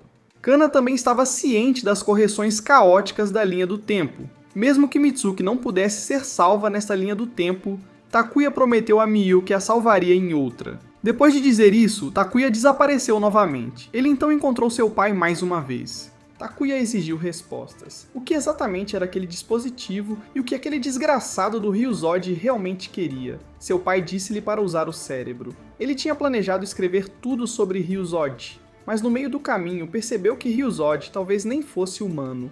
Ele poderia ser algo completamente diferente e Takuya eventualmente entenderia. Em sua terceira aparição nessa linha do tempo, após ser transportado, Takuya não foi para casa dormir imediatamente. Em vez disso, ele foi a uma cabine telefônica pública e ligou para Mitsuki, confirmando que ela estava segura. Ele finalmente respirou aliviado. Desta vez, ele tinha tomado uma decisão. Seu objetivo era salvar Mitsuki e descobrir o verdadeiro objetivo de Ryuzod. No dia seguinte, 26 de julho de 1994, Takuya ligou para Yuuki para perguntar se ele sabia algo sobre o professor Ryu. Através da conversa, Takuya conseguiu obter algumas informações. Em primeiro lugar, o velho era extremamente obcecado por maldições, e a época em que se mudou para aquela grande mansão coincidiu com os rumores de uma maldição naquele local. Takuya também estava bastante relutante em confrontá-lo diretamente, especialmente se o velho decidisse usar aquele truque de hipnose novamente. Ele lembrou que Eriko tinha algum conhecimento sobre isso, então foi perguntar a ela. Ele foi à enfermaria procurá-la, mas não havia ninguém lá, exceto suas roupas. Takuya correu e as cheirou. Elas ainda estavam quentes, o que significava que ela tinha acabado de tirá-las. Ele olhou ao redor e a encontrou dormindo debaixo da cama. Isso o lembrou de como Ryu também costumava dormir no chão. Enquanto dormia, Eriko continuava murmurando que estava calor e mencionou o nome Abel, implorando para ele não a deixar. Preocupado, Takuya chamou por ela para acordá-la. Eriko o confundiu com Abel e imediatamente o abraçou. Um pouco depois, quando finalmente recuperou a consciência, ela gritou. Miyu e Yuuki, ao ouvir o barulho, correram e encontraram os dois em um estado desleixado. Naquele ponto, mesmo que ele pulasse no Rio Amarelo 10 vezes, isso não lavaria sua culpa. Miyu o repreendeu severamente, mesmo que Eriko tivesse explicado que foi um mal-entendido. Em outro lugar, Kaori estava supostamente entrevistando Ryu, mas na verdade ele precisava que ela recuperasse algo que ele faria de tudo para obter. De volta à enfermaria, Takuya perguntou a Yuuki o que ele estava segurando e Yuuki apresentou como sendo uma compilação de tudo relacionado a maldições. Soava interessante, então todos assistiram juntos. Durante o vídeo, não havia nada de particularmente especial, mas uma coisa se destacava. Todas as maldições se originavam da casa de Ryu, embora isso não fosse mencionado explicitamente. No entanto, Yuki tinha muitas mais fitas, então planejaram assisti-las gradualmente. Enquanto estavam assistindo, Mitsuki veio procurar Takuya, e os dois subiram para o telhado para conversar mais uma vez. Era sobre como o senhor, Ryu, havia mudado. Takuya perguntou a Mitsuki se ela sentia dores de cabeça sempre que estava perto dele, e ela confirmou que sim. Isso significava que havia uma possibilidade de Ryu ter usado nela. Takuya perguntou quando Ryu começou a agir de forma estranha, e descobriu que foi há 2 meses, na mesma época em que a maldição começou a se espalhar. Mitsuki então saiu porque tinha algo a fazer com Ryu. Takuya fingiu sair, mas na verdade seguiu os dois até o laboratório de pesquisa. Ele entrou primeiro para encontrar um local para se esconder, e por coincidência, Eriko também estava escondida lá. Juntos, eles escutaram a conversa entre Mitsuki e Ryu. Mitsuki disse diretamente a Ryu que ele havia mudado, mas ele começou a manipulá-la em resposta, insistindo que não tinha mudado e que era ela quem havia mudado. Ele continuou distorcendo os pensamentos dela e então a beijou. Takuya não conseguiu ver claramente, então tentou se inclinar para a frente. Eriko, tendo testemunhado tudo, disse a Takuya para esquecer Mitsuki porque ela iria desaparecer em breve. Depois que os dois saíram, Takuya e Eriko também saíram. Ela disse para ele encontrá-la em um café depois da escola e depois foi embora. Naquela tarde, depois da escola, Takuya encontrou Kana. Perto dali, Ryu e Mitsuki acabavam de se afastar. Kana disse que Ryu era muito astuto e estava tentando roubar seu colar. Depois, Takuya foi ao café. Enquanto esperava, ele viu Ryu e Kaori do jornal juntos. Eriko também apareceu disfarçada. Os dois trocaram algumas informações e Eriko ficou desconfiada de Takuya, porque ele parecia saber muito, como se tudo estivesse se repetindo. Eles então foram conferir a mansão de Ryu. Eriko correu para dentro. A mãe de Ryu disse que lhe daria algumas informações sobre ele. A velha parecia senil, mas na verdade estava fingindo para não ser alvo. Ela provavelmente tinha descoberto o segredo do diretor. Os dois foram a um velho galpão de armazenamento e se aventuraram no interior. Lá, eles fizeram uma descoberta horrível. A mãe de Ryu havia sido assassinada. Ao ouvirem o som de um carro, perceberam que o culpado não tinha ido longe. Eriko correu para persegui-los e, de repente, a pessoa dirigiu o carro diretamente contra um poste. Surpreendentemente, era Mitsuki. As duas rapidamente a levaram de volta para a escola para tratamento. Depois de prestar os primeiros socorros, Eriko voltou ao galpão para lidar com o corpo. Takuya perguntou por que ela estava investigando Ryu, mas ela apenas disse que ele logo descobriria que isso poderia ser a diferença em relação aos outros mundos paralelos. Pouco tempo depois, Mitsuki recuperou a consciência. Takuya não lhe contou a verdade e apenas disse que ela tinha sofrido um acidente de carro. No entanto, enquanto ele foi buscar o remédio dela, ela o atacou de repente. Parecia que Mitsuki ainda estava sob hipnose. Antes de ser nocauteado, Takuya conseguiu salvar um ponto de verificação. Quando recuperou a consciência, encontrou-se amarrado e à sua frente estavam Ryu e Mitsuki. As coisas pioraram ainda mais quando Eriko também foi atacada. Através da conversa de Ryu, Takuya soube que Eriko e Ryu já se conheciam. Ryu pensou que estaria seguro depois que Abel morreu, mas quem teria esperado que Eriko continuasse a caçá-lo? Tendo obtido algumas informações úteis, Takuya voltou para o ponto de verificação anterior. Desta vez, enquanto desviava, ele também tentou persuadir Mitsuki, mas falhou. Felizmente, Eriko ouviu o barulho e voltou, dominando Mitsuki e a nocauteando. Takuya não mais escondeu a verdade e lhe disse que veio de outra linha do tempo. Eriko respondeu que isso confirmava que eles estavam na rota certa. Em seguida, levou Takuya de volta ao antigo depósito e disse-lhe para destruir uma certa parede. Quando ele a quebrou, dentro havia ossos humanos. Takuya ainda não sabia de quem eram. Eriko disse-lhe para tentar se lembrar. Na linha do tempo original, havia ocorrido um estranho caso de assassinato em série na cidade. Eriko acrescentou que o monstro visto durante o tumulto sobre a maldição era o corpo de Abel contendo a alma do diretor Rusod. Atualmente, o corpo de Rusod estava sendo possuído por outra coisa. Para criminosos eternos interdimensionais, era possível que fossem entidades de puro conceito capazes de viajar entre diferentes dimensões e interferir nos eventos. Takuya havia passado por bastante coisa para acreditar que isso era verdade. O objetivo de Eriko era rastrear Ryu e capturá-lo. Takuya perguntou quem ela realmente era. Ela disse a ele que no futuro havia um homem chamado Abel, um cientista que passava todos os dias pesquisando junto com seu assistente. Eles descobriram a árvore Vrinda, um diagrama que mostrava que todos os eventos potenciais poderiam ter uma única causa. Os nós no diagrama se ramificavam como uma árvore com base em um conjunto de regras. O resultado de um evento se tornaria a causa de um novo, levando a um novo resultado, e dessa forma, formaram-se mundos paralelos. Abel conduziu um experimento. Ele queria buscar a origem de todos os eventos. Apesar dos avisos, ele insistiu em ir, mas durante sua busca foi atacado por um criminoso eterno interdimensional. Tomou conta do corpo dele e fugiu para o mundo paralelo onde Takuya e Eriko estavam agora. Eventualmente, moveu-se do corpo de Abel para o de Rusod. Mesmo que o corpo de Abel tenha se decomposto, sua alma ainda vagava no espaço dos eventos. Entrando na mansão, Eriko conduziu Takuya por uma passagem secreta atrás de um tapete. Quanto mais fundo eles iam, mais forte se tornava a ressonância do artefato. Eventualmente, eles chegaram a um dispositivo que permitia a viagem entre dimensões. Ele se assemelhava ao artefato que Takuya possuía. Pelo seu estado, parecia ter sido danificado ao chegar aqui. Foi por isso que Ryu se aproximou de Takuya para pegar o artefato dele. Nesse momento, Ryu também apareceu, mas ele negou tudo o que Eriko disse como sendo absurdo. Não havia necessidade de discutir. Com o esqueleto de Abel como prova, Eriko tinha o suficiente para condená-lo. Ela então se preparou para a batalha. Os dois começaram a atirar. Eriko mirou direto na cabeça de Ryu, mas ele não morreu. Para uma entidade puramente conceitual, o corpo era apenas um receptáculo, mas tudo tinha limites. Eriko avançou e atirou na arma de Ryu, mas ela também foi derrubada por Mitsuki. Enquanto ninguém prestava atenção nele, Takuya correu, pegou uma arma e atirou no coração de Ryu. Ryu revidou, mas Mitsuki protegeu Takuya e levou o tiro. Ryu rapidamente fugiu e Eriko o perseguiu. Mitsuki estava radiante por Takuya estar salvo. Ela realmente o amava. Talvez isso fosse tudo que ela pudesse dizer.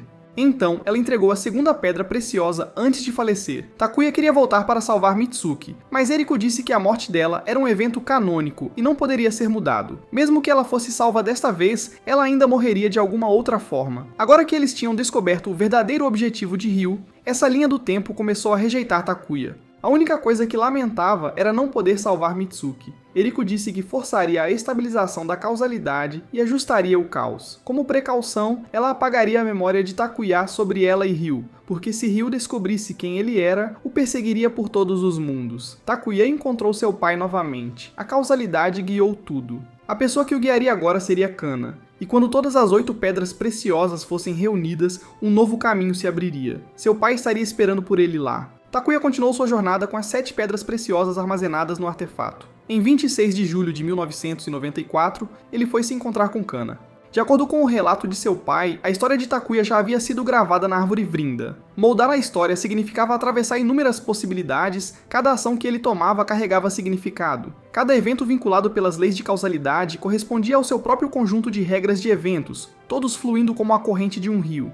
Nem mesmo o tempo poderia quebrar esta regra. Isso foi o que seu pai acreditou até descobrir a existência deles. Com pouco tempo restante, ele queria ver Takuya novamente o mais rápido possível. Aquele momento já havia sido determinado pelo peso dos acontecimentos, pelo impulso das regras causais. Se a palavra causalidade não soasse poética o suficiente, então ele poderia considerá-la destino. Voltando à escola, Takuya começou a se aproximar de Kana para conhecê-la, já que eles ainda não eram próximos. Após a aula, ele continuou a segui-la, perguntando sobre seus interesses. Como de costume, Kana foi à enfermaria para procurar Eriko porque estava com febre alta novamente. Mas Eriko não estava lá, e Kana estava extremamente exausta. Sem outra opção, Takuya a deitou primeiro na cama. Como o corpo dela estava encharcado de suor, Takuya teve que despir ela para secá-la. Enquanto fazia isso, ele notou uma pulseira muito familiar. Mais tarde, quando Kana acordou, Takuya já havia terminado. Eriko também retornou nesse momento e, coincidentemente, tinha algo para discutir com os dois. Na sala do clube de pesquisa, Miu perguntou a Yuki se ele sabia algo sobre Kana por curiosidade, mas ele não sabia. No entanto, alguém do clube de Kendo também tinha se transferido da antiga escola de Kana, então Yuki disse que tentaria perguntar a essa pessoa sobre ela quando tivesse a chance. Nesse momento, Takuya também chegou à sala do clube, e até trouxe Kana para se juntar ao clube de pesquisa histórica. Kana olhou o modelo que Miu e Yuki tinham feito. Embora fosse muito detalhado, ela apontou que não correspondia à realidade. Miu insistiu que tinha seguido a foto exatamente, mas Kana disse que aquela foto era de 10 anos atrás. A ilha triangular sofreu numerosos tremores e erosão, então inevitavelmente mudou. Para evitar que as duas garotas continuassem a discutir, Takuya sugeriu que fossem até lá tirar novas fotos. Depois de reunir todos os materiais necessários, todos voltaram. Yuki levaria Miu para casa enquanto Takuya levava Kana. Quando chegaram ao apartamento dela, Takuya soube que ela morava sozinha. De repente, um homem bêbado se aproximou e tentou flertar com Takuya. Pelo jeito que ele falou, provavelmente não era a primeira vez que ele aparecia por ali. Irritado e enojado, Takuya estava prestes a socá-lo, mas Kana o puxou para dentro. Assim que chegaram à porta do apartamento dela, Kana desabou de exaustão. Ele a levou para dentro. Sua casa era bastante simples e Takuya percebeu que ela havia comprado muito álcool.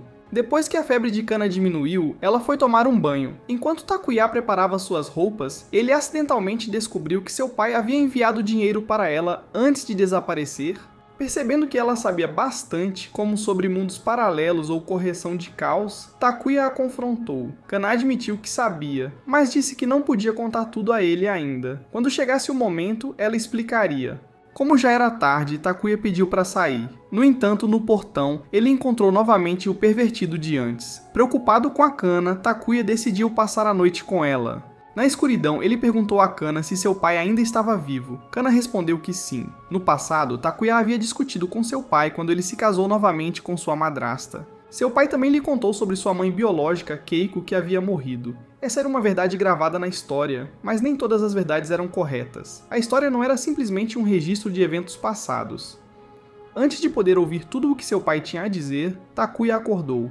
Kana já tinha preparado o café da manhã para ele. Depois de comer, eles foram para a escola. No clube, como o modelo já estava terminado, todos se sentiam um pouco entediados. Takuya queria ir à praia, mas o projeto de construção geotécnica bloqueou o acesso, então eles não conseguiram ir. Sem outra escolha, Miu disse que sua família possuía uma praia particular e, se quisessem, ela poderia pedir ao pai para deixá-los ir lá. Takuya também convidou Kana. A princípio ela recusou devido à sua saúde frágil, mas eventualmente os três a convenceram. No dia seguinte, o grupo partiu para a praia de Miu. Enquanto esperavam na estação de transferência pelo próximo trem, viram o mesmo pervertido seguindo Kana novamente. Takuya elaborou um plano para despistá-lo. Ele então entrou no banheiro, atraindo o homem para segui-lo. Enquanto caminhava, o homem disse que sabia como Takuya poderia encontrar seu pai, mas Takuya não se importou e saiu correndo. O homem rapidamente o perseguiu. Ao ver Kana no trem, ele a seguiu imediatamente, apenas para perceber tarde demais que era um engodo. Ele havia sido enganado pelo grupo e agora estava preso em um trem que nunca pararia. Com esse problema resolvido, o grupo continuou sua jornada. Após uma longa viagem, eles finalmente chegaram ao resort da família de Mio. Para o caso de o pervertido tentar aparecer novamente, Takuya salvou um ponto de verificação no local. Então, todos trocaram para suas roupas de praia. Como a cena na praia foi muito quente, eu assistirei por você. No geral, eles se divertiram muito juntos. Kana gradualmente se abriu para todos. À noite, o grupo começou a grelhar carne juntos. De repente, Kana percebeu que seu colar, que havia tirado antes de nadar, desaparecera. Yuki também mencionou que a carne que estavam prestes a grelhar havia sumido. Quando todos entraram na casa, encontraram tudo completamente desarrumado. O artefato de Takuya também estava desaparecido. Suspeitando que o pervertido tinha vindo aqui, Takuya e Yuki foram investigar. Eles seguiram um barulho até o porão, mas encontraram apenas um cachorro perdido. Talvez ele fosse o culpado. O cachorro então correu descontroladamente por toda a casa, derrubando uma grelha de carvão quente sobre os fogos de artifício antes de escapar. A viagem à praia se transformou em um caos total. Yuki ficou especialmente chateado com a carne estragada. Takuya considerou recarregar do ponto de verificação salvo, mas decidiu não fazer isso, pensando que esse tipo de diversão bagunçada fazia parte da juventude. Naquela noite, enquanto dormia, Yuki teve um sonho e confundiu a parte íntima de Takuya com uma salsicha e mordeu. No dia seguinte, todos voltaram para casa. Takuya levou Kana para casa, enquanto Yuki e Mio seguiram seu próprio caminho. No caminho, Kana de repente teve uma febre alta e desmaiou. Takuya rapidamente a levou de volta ao seu apartamento. Felizmente, ele tinha com ele algum remédio para a febre que sua mãe havia dado. Quando Kana se sentiu melhor, Takuya apagou as luzes para deixá-la descansar. Ele verificou o histórico de transações do dinheiro que seu pai tinha enviado para Kana, e inesperadamente encontrou uma foto dela com sua família. Ela estava sorrindo intensamente. O que se destacou foi que a foto foi tirada no local das duas pedras, mas havia 3 pedras visíveis atrás de Kana. Suspeitando, no dia seguinte, Takuya foi ao laboratório de pesquisa para investigar a história das duas pedras. Descobriu-se que a terceira pedra havia sido movida em 1945. Takuya começou a formar uma teoria sobre alguém que nunca envelhecia. Nesse momento, Yuki voltou após revelar as fotos tiradas na Ilha do Triângulo. Ele também mencionou ter visto o pervertido entrar em um hotel com aparência suspeita.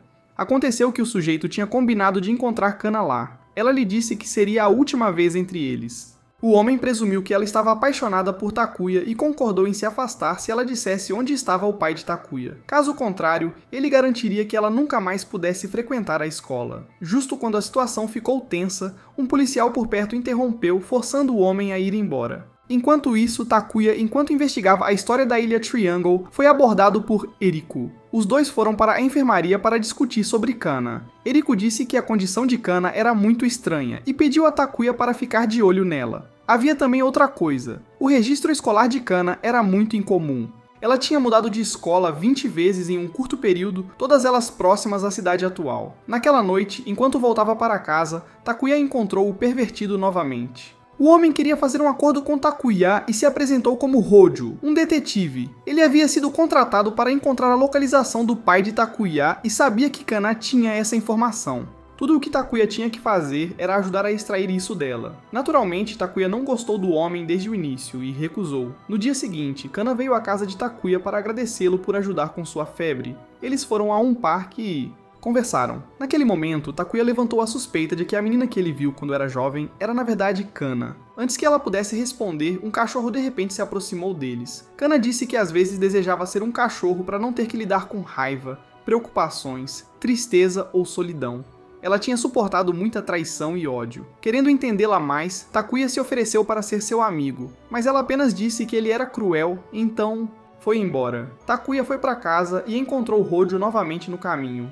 Hojo mencionou o acordo do dia anterior. Agora Takuya só precisava colocar um dispositivo de escuta no quarto de Kana. Enfurecido, Takuya quebrou o dispositivo e foi embora. Naquela noite foi revelado que quem tinha contratado o detetive era o velho Ryu. O detetive implorou por mais tempo para extrair informações de Kana, mas Ryu disse-lhe que outra pessoa que ele contratou estava indo muito bem.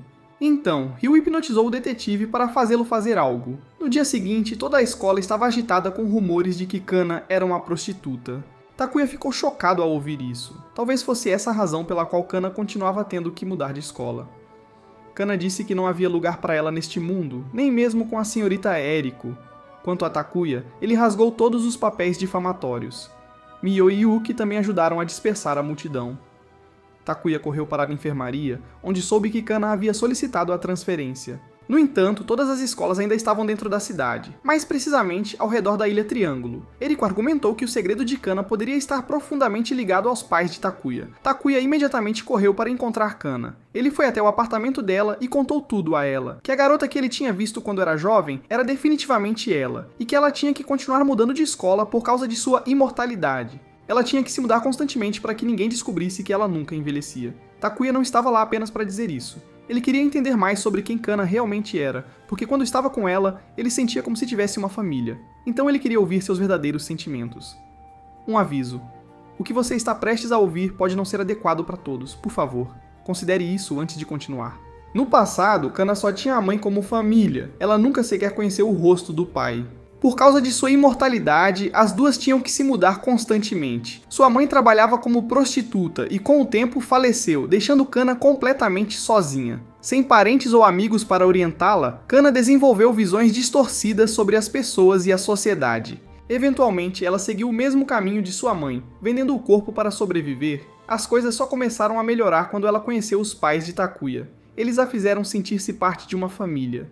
Mas então, eles também desapareceram, e Kana voltou ao seu anterior escuro, solitário, vida. Takuya disse a ela que ela não estava mais sozinha, ela o tinha como amigo, mas então ela começou a se despir e pediu para ele abraçá-la. Takuya hesitou, e Kana, plenamente consciente de sua relutância, o acusou de desprezá-la e pediu para ele ir embora. Nesse momento, o detetive ligou novamente, ameaçando matar tanto ela quanto Takuya se ela não fosse ao parque naquela noite. Takuya tentou impedi-la, mas ela disse-lhe que um hipócrita como ele não tinha o direito de se importar com ela. Silenciado, Takuya não teve escolha a não ser ir embora. Na escola, Yuki perguntou sobre isso, e Takuya disse que Kana iria se transferir e que não havia nada que ele pudesse fazer. Mio achou estranho alguém como Takuya realmente desistir tão facilmente. Ela o lembrou de todas as memórias que eles criaram juntos e disse que tinha certeza de que Kana não tinha intenção de ir embora. Incentivado por Mio, Takuya recuperou sua determinação e foi atrás de Kana. Naquela ocasião, ela estava sendo interrogada pelo detetive sobre o paradeiro do pai de Takuya. Ele até a agrediu. Felizmente, Takuya chegou a tempo, ou infelizmente, já que o detetive sacou uma faca e ameaçou matar Takuya na frente da Kana. Sem saída, Kana foi forçada a revelar tudo. O pai de Takuya ainda estava vivo, mas ele não estava mais neste mundo. Ele estava em outra dimensão de espaço, tempo. O pai de Takuya uma vez mencionou um lugar chamado Delagranto, que era a terra natal da mãe de Kana. Existia em outra dimensão, mas uma vez a cada 400 anos, quando se aproximava de Sakamate, algumas pessoas eram transportadas para essa dimensão. Foi assim que a mãe de Kana e a mãe biológica de Takuya acabaram aqui. A mãe de Takuya já não estava mais nesta linha do tempo. Antes de partir, ela disse: "Você deve começar a jornada para aquele que vem a seguir." Ela partiu após dar ao pai de Takuya um artefato de Delagranto. A história nunca se repete, ela só se move em uma direção, mas o fluxo do tempo é diferente. E assim o pai de Takuya partiu para encontrar sua esposa. Isso era tudo o que Kana sabia. Mas o detetive não acreditou em tais tolices e moveu-se para atacá-la, apenas para receber um soco no rosto de Takuya. Takuya disse a Kana para não se menosprezar e que ela não estava sozinha. Ela tinha ele, Yuki e Mio. Todos estavam preocupados com ela, então ela nunca esteve sozinha. Kana parecia encontrar um pequeno vislumbre de esperança na vida. Mas o detetive atacou Takuya novamente. Durante a luta, o pingente de Kana caiu e quebrou. Takuya teve que recarregar a partir de um ponto de controle antes de ousar lutar de mãos vazias contra a faca. Após não se sabe quantos recomeços, ele finalmente derrotou o detetive. A senhorita Ariko também chegou para ajudar, dizendo que como o detetive estava conectado ao velho Ryu, ela o levaria para resolver algumas questões. Quanto a Kana, ela pediu a Takuya para cuidar dela. Kana estava gradualmente perdendo força porque o pingente havia se despedaçado. Ao perguntar, foi revelado que dentro do pingente havia uma pedra psíquica, a coisa que permitia a Kana viver neste mundo. Veio de outra dimensão, e apenas as pedras de Delagranto tinham alcançado cristalização perfeita. As deste mundo não tinham. Kana talvez não consiga viver por muito mais tempo. Ainda assim, ela estava feliz por saber que havia alguém que precisava dela, que ela não estava mais sozinha. Takuya prometeu ir a outro mundo para encontrar a Pedra de Psique e salvá-la, mas pode ser tarde demais. Kana repetiu as últimas palavras do pai para Takuya. Ele então correu para casa, onde seu pai lhe disse que eram necessárias 8 joias para chegar a Delagranto, e a última ainda estava sendo pesquisada por ele. Estava escondida atrás do relógio em seu quarto. Assim que todos os 8 foram coletados, Takuya teve que ir a uma caverna sob a montanha Triângulo. A câmara funerária no final da caverna seria a chave. Takuya colocou todas as joias no pedestal de pedra e uma luz apareceu que o transportou. Mais uma vez, Takuya encontrou seu pai, que disse que sem a pedra psicita, Kana não poderia sobreviver, nem sua mãe. Sua mãe estava agora com ele em um mundo que, filosoficamente falando, era chamado de Ideia. Takuya prometeu encontrá-los. Seu pai lhe deu uma última lição antes de enviá-lo, que o tempo não tinha significado. Finalmente, Takuya chegou a um mundo chamado Delagranto. Agora, ele estava lutando apenas para sobreviver, quanto mais encontrar a pedra psíquica. Num piscar de olhos, muitos anos se passaram, e ele ainda estava preso nesta floresta. Ele não podia usar o artefato, pois era a única coisa que o poderia levar de volta ao seu mundo original. Ele havia salvo um ponto de controle no momento em que Kana estava à beira da morte. Um dia, enquanto estava de patrulha, Takuya encontrou uma garota sendo atacada por um demônio com cara de morcego. Ele correu para salvá-la, mas a garota não conseguia falar nem entender nada do que Takuya dizia. Ainda assim, o fato de haver outra pessoa deu-lhe esperança. Ele escreveu o alfabeto e começou a ler cada letra em voz alta. Se a garota reagisse, ele saberia. Não foi até a tarde que Takuya descobriu que seu nome era Silas. Ela não sabia de onde ele vinha. Sakamate ou Saikite não significavam nada para ela. Aconteceu que ela também estava perdida. Os dois decidiram viajar juntos. Saíram da floresta e viram um deserto diante deles. Takuya hesitou em atravessar, mas Silas puxou sua camisa e apontou para uma casa ao longe. Sem outra opção, eles foram até lá. Chamaram, mas ninguém respondeu.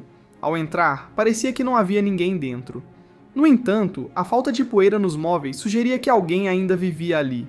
Takuya foi mais longe para verificar e foi subitamente confrontado por uma garota apontando uma espada para ele. Pensando que ele era um inimigo, ela tentou atacar, mas logo desabou. Mais tarde, ela acordou na cama. Quando percebeu que eles não tinham intenções hostis, ela recuou. Ela se apresentou como Alia, uma cavaleira que guardava a fronteira sob ordens do Deus Imperador. A fronteira era o limite que separava Delagranto do resto do mundo, e Alia tinha a tarefa de eliminar os monstros que apareciam lá. Takuya perguntou a ela sobre a Pedra Psicita, mas infelizmente ela nunca tinha ouvido falar dela, ou talvez tivesse um nome diferente neste mundo. Alia tinha acabado de derrotar um demônio com rosto de morcego, e explicou que monstros estavam aparecendo com mais frequência devido à ira da Mãe Terra, que ocorria uma vez a cada 400 anos.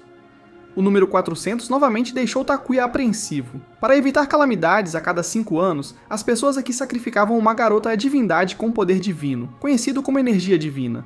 Algumas perderiam a voz, outras a capacidade de andar. Silas pode ser uma sacerdotisa. Quando voltaram, Silas tinha preparado comida para os dois. Em outro lugar, o Imperador Deus havia recebido um relatório de que a sacerdotisa havia escapado e imediatamente ordenou uma busca. No dia seguinte, Takuya foi treinado por Alia aqui. Descuidos poderiam facilmente levar à morte. Alia explicou que além do deserto ficava a capital imperial, e havia minas de pedras preciosas espalhadas pelo deserto. Naquela tarde, enquanto patrulhavam, os dois encontraram um monstro ferido.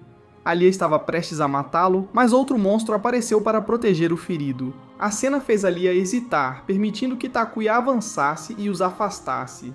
Alia disse que vê-los protegerem se lembrava sua irmã mais nova, que fugiu quando era pequena. A doença de Alia estava lentamente sugando sua vida. No dia seguinte, Alia continuou sua patrulha enquanto Takuya e Silas foram para a floresta procurar comida. Enquanto ele pescava, ela foi colher flores. Enquanto fazia isso, um monstro apareceu e a atacou. Alia chegou a tempo de salvá-la após 2 golpes. O monstro estava morto, mas o corpo dela tinha chegado ao limite. Silas tinha previsto a morte de Alia, por isso tinha colhido flores para homenageá-la. Alia também sabia que Silas era uma sacerdotisa do santuário. Antes de morrer, Alia implorou a Silas que salvasse esta terra da ira da Mãe Terra. Os dois enterraram Alia junto com seus companheiros caídos. Alia tinha cumprido sua missão, então Takuya também tinha que salvar Kana. No dia seguinte, ele se preparou para partir em busca da mina de pedras preciosas no deserto. Ele disse a Silas para ficar, pois ela não suportaria o calor do deserto. No entanto, ela ainda o seguiu.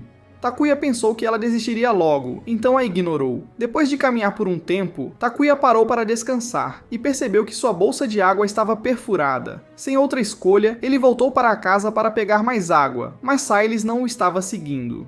Preocupado que ela tivesse se perdido, ele correu para encontrá-la. Silas ainda estava vagando pelo deserto, perguntando-se se o que sua mãe lhe contou era verdade. Ela desabou de exaustão. Justo quando estava caindo em desespero, Takuya a encontrou. Ele tentou dar-lhe água, mas ela não conseguia beber. Sem outra opção, ele deu água para ela boca a boca. Encontrá-lo foi seu destino. Num piscar de olhos, passou 1 ano. Takuya assumiu o papel de Alya de guardar a fronteira contra os demônios. Uma nova vida também surgiu aqui, a filha dele e de Silas, Yuno. Ele e Silas viviam uma vida pacífica e simples em meio à natureza. No entanto, ele ainda mantinha a promessa que fez a Kana, e todas as noites pensava em voltar. Ao longo do ano, para verificar se o mineral mencionado por Alya era psicita ou não, ele tentou muitas vezes atravessar o deserto, mas sobreviver naquela terra árida era quase impossível. Takuya também agora conseguia se comunicar com Silas por meio de pensamentos. Não importa o que acontecesse, ele prometeu proteger tanto a mãe quanto a filha. Nos dias que se seguiram, Yuno cresceu incrivelmente rápido, como uma criança sagrada. Em 3 meses, ela já conseguia andar. Em 6 meses, ela podia falar. E dentro de 1 ano, ela parecia uma criança de 4 anos. Quando ela completou 5 anos, parecia uma garota de 16 anos, mas continuava muito apegada ao pai. Takuya achava que ela precisava de amigos ou camaradas. Isso o lembrou de seus próprios amigos. Um barulho repentino o assustou, colocando-o em alerta.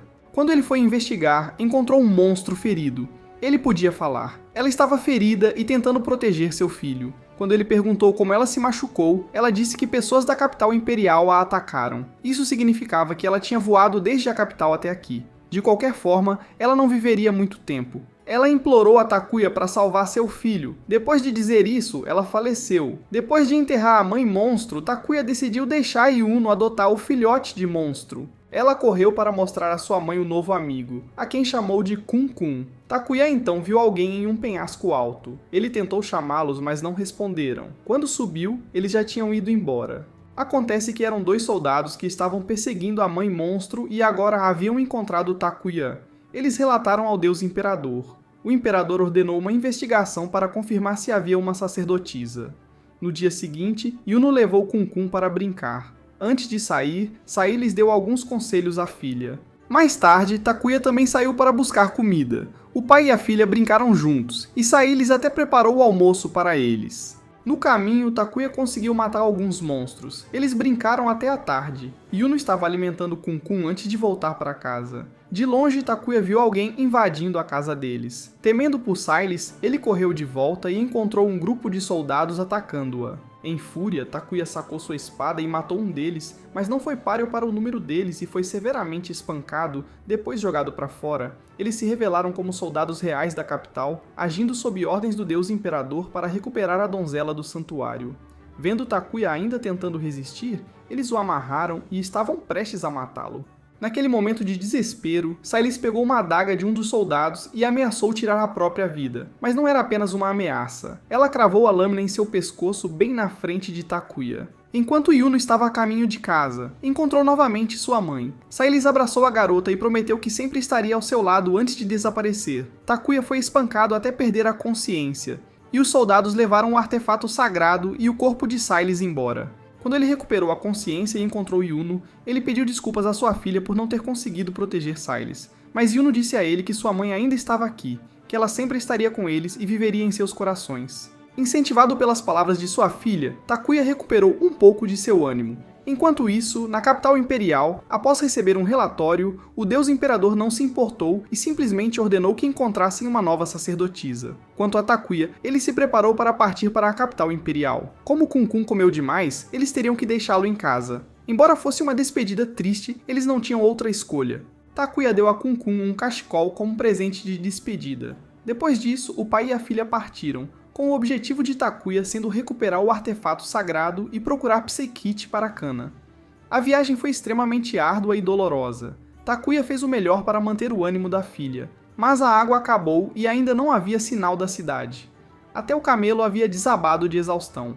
Sem água ou comida, tudo o que podiam fazer agora era rezar por misericórdia divina. Os dois continuaram através de uma tempestade de areia. Eventualmente, Yuno não aguentou mais e desabou. Em desespero, Takuya carregou sua filha, correndo em busca de água. Felizmente, à frente deles havia um oásis. Ele pensou que pudesse ser uma miragem, mas não poderia ser à noite. Com certeza, era um oásis real. Takuya rapidamente deu água à sua filha e a deixou descansar enquanto foi verificar os arredores. Lá, ele encontrou uma garota tomando banho. Ela não demonstrou nenhum senso de vergonha ao ver Takuya a observando. Ela prontamente o convidou a fazer o que quisesse com ela. Naquela noite, ela se apresentou como Sara. Ela explicou que as coisas estavam em caos na capital, então fugiu para lá. Especificamente, uma rebelião. Muitas pessoas se levantaram para matar o deus imperador. Nos dias seguintes, Takuya permitiu que Yuno descansasse no oásis. Quando ela se recuperou, eles continuaram sua jornada. Sara também foi com eles, dizendo que estava preocupada com o pai e a filha, especialmente depois de saber que Takuya também queria derrubar o deus imperador.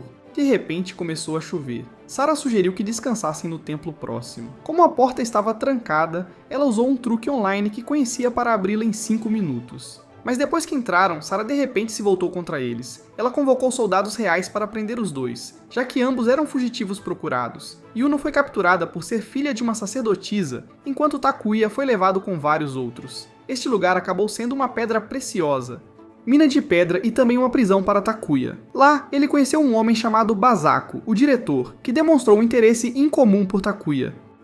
Mais tarde, Basako trouxe colares para os prisioneiros e os apagou. Enquanto isso, Yuno foi levada para conhecer o deus imperador. A princípio ela resistiu, mas ao ver o rosto dele, acalmou-se. Na prisão, Takuya foi colocado em uma cela com outros detentos. Um jovem de cabelo verde o acordou e o convidou para sair para comer. Takuya soube que esse cara era Kartz, e outra pessoa era chamada de Cucumber. Todos ali tinham ouvido o boato de que Takuya tinha dormido com uma sacerdotisa. Ouvir alguém mencionar sua falecida esposa o deixou muito desconfortável. Quando ele perguntou aos dois por que estavam presos, eles não responderam, provavelmente não porque eram rebeldes. De repente, um cara ruivo chamado Joe entrou esbravejando, declarando seu amor por alguém. Ele socou Takuya e roubou sua comida. O bullying com os recém-chegados estava em todo lugar. Takuya, já em um estado depressivo, não se preocupou em discutir. No dia seguinte, Takuya começou a trabalhar. Ele notou que um dos prédios se parecia muito com o da Ilha Triângulo. Cucumber veio procurar Takuya e arrogantemente tentou ensiná-lo a sobreviver na prisão. Embora quando Takuya foi espancado antes, Cucumber não tenha ousado dizer uma palavra. Takuya percebeu que havia muito poucos guardas por perto e se perguntou por que ninguém tentava escapar. Sua pergunta foi rapidamente respondida quando um cara tentou fugir e foi instantaneamente atingido por um raio de um dispositivo próximo assim que cruzou a fronteira. Takuya também soube que o Psykit aqui era chamado de Pedra Espiritual. Cucumber não fazia trabalho pesado como Kartz porque era favorecido por Basako e nomeado como supervisor. Em geral, novos prisioneiros eram designados para minerar pedras espirituais e depois cristalizá-las. Takuya foi levado a um lugar onde os prisioneiros construíam caixões para donzelas sagradas, e o processo de cristalização também era realizado lá. Naquela noite, após o trabalho, Takuya e Kartz voltaram para a cela. Mais à frente, ele viu uma multidão se aglomerando. Olhando mais de perto, viu que estavam espancando Kun-kun. Então Takuya imediatamente correu para salvá-lo. Neste lugar, os monstros eram considerados gado, então os prisioneiros planejaram comer Kun-kun. Claro, Takuya não permitiria isso, então ele libertou Kun-kun. O líder, Joe, apareceu querendo dar uma lição em Takuya, já que Takuya também queria acertar as contas do dia anterior. Tanto para o Teatro do Ruivo, Takuya acertou uma pedra nele de um só golpe e foi isso. Quando a confusão chamou a atenção, Basako veio inspecionar. Takuya e Kartz colocaram toda a culpa em Joe, e como resultado, ele foi punido. Naquela noite, os gritos de Joe ecoaram por toda a prisão. Cucumber explicou que Basako era o tipo de homem que gostava de torturar os outros, ele se empolgava ao infligir dor.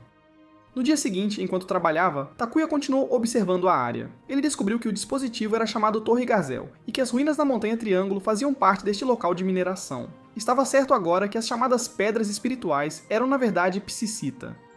Assim que estava prestes a pegar um, Basako o pegou. Embora Takuya tenha tentado negar, ele ainda foi levado para inspeção. Nada foi encontrado com ele, mas o pervertido ainda não deixou para lá. Ele até foi ao ponto de verificar o orifício traseiro de Takuya.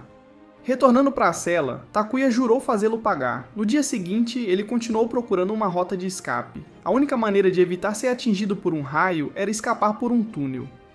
Durante um ano inteiro, Takuya continuou procurando uma saída. Após muitas tentativas, finalmente encontrou uma saída que se parecia com o poço na casa do velho Ryu, mas atrás dele, Joe o havia descoberto. Takuya voltou e contou a Cucumber e Cart sobre a rota de fuga que havia encontrado. Naquele dia, no entanto, havia um novo prisioneiro, uma mulher. Ignorando isso por agora, Takuya disse aos dois que havia encontrado uma saída, mas Cucumber disse que agora não era a hora certa. Ignorando-os, Takuya se esgueirou na oficina de refino de cristais, roubou uma pedra espiritual e voltou para o poço com uma corda. Assim que ele estava prestes a lançar o gancho de corda, Joe apareceu e o atacou, depois subiu primeiro, mas o que o aguardava acima não era a liberdade. Ele foi morto por um raio. Os guardas chegaram e capturaram Takuya, jogando-o em confinamento solitário. Na cela ao lado dele, Bazuku estava interrogando a nova prisioneira. Durante o interrogatório, Takuya descobriu que o nome da garota era Amanda, líder da resistência. Depois que Bazuku saiu, Takuya começou a conversar com ela, tendo percebido que Amanda era a irmã mais nova de Alia. Alia costumava falar de Amanda com frequência. Lamentavelmente, ele teve que lhe dizer que Alia estava morta. Amanda disse que sua irmã confiava demais na capital, mas a verdade era que as sacerdotisas e seus rituais eram todos falsos.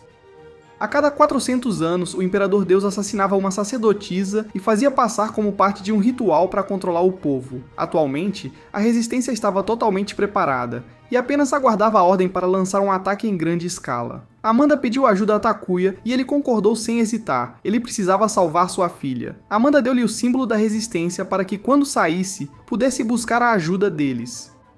Uma vez liberado do confinamento solitário, Takuya procurou Cucumber e Cartes. Como esperado, ambos eram membros da resistência.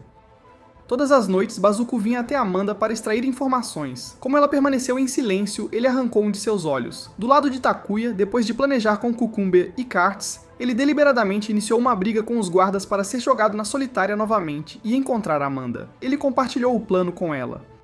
No dia seguinte, Cucumber apresentou o plano novamente. Eles criariam caos na mina e usariam a chance para resgatar Amanda.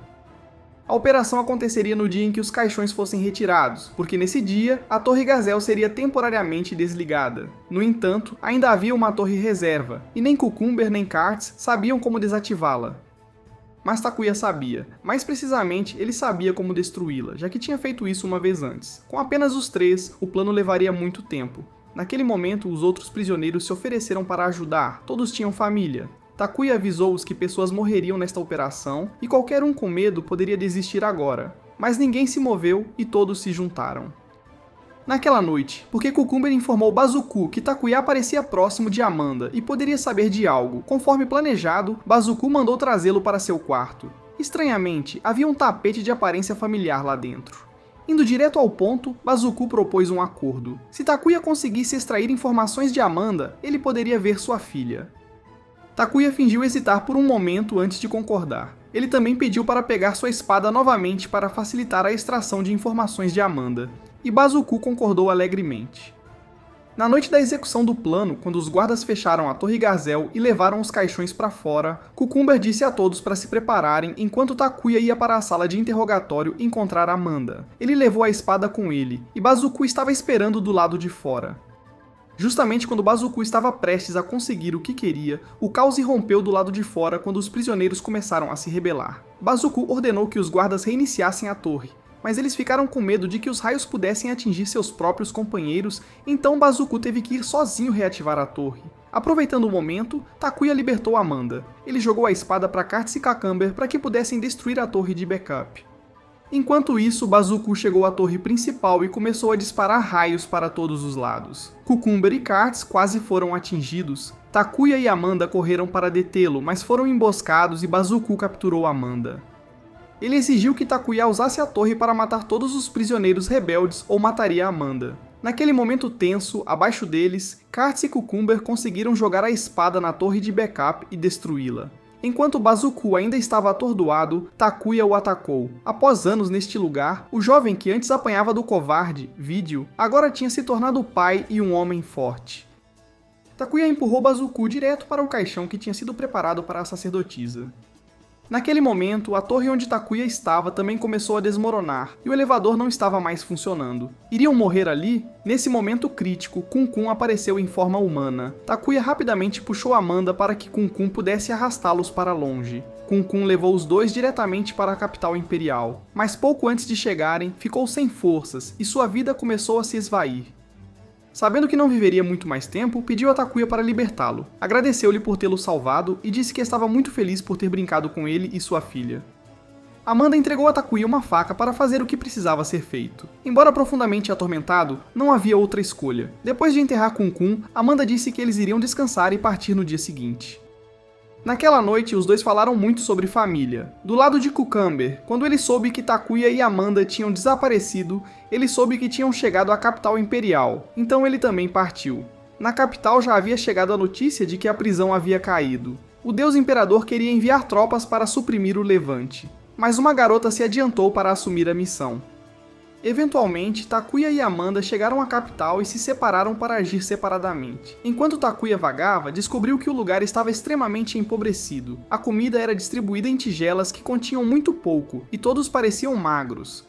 Enquanto comia, Takuya foi acidentalmente reconhecido pelos guardas como um homem procurado. Enquanto fugia, um civil o ajudou a escapar. Pensando que era um lutador da resistência, acabou sendo Eriko.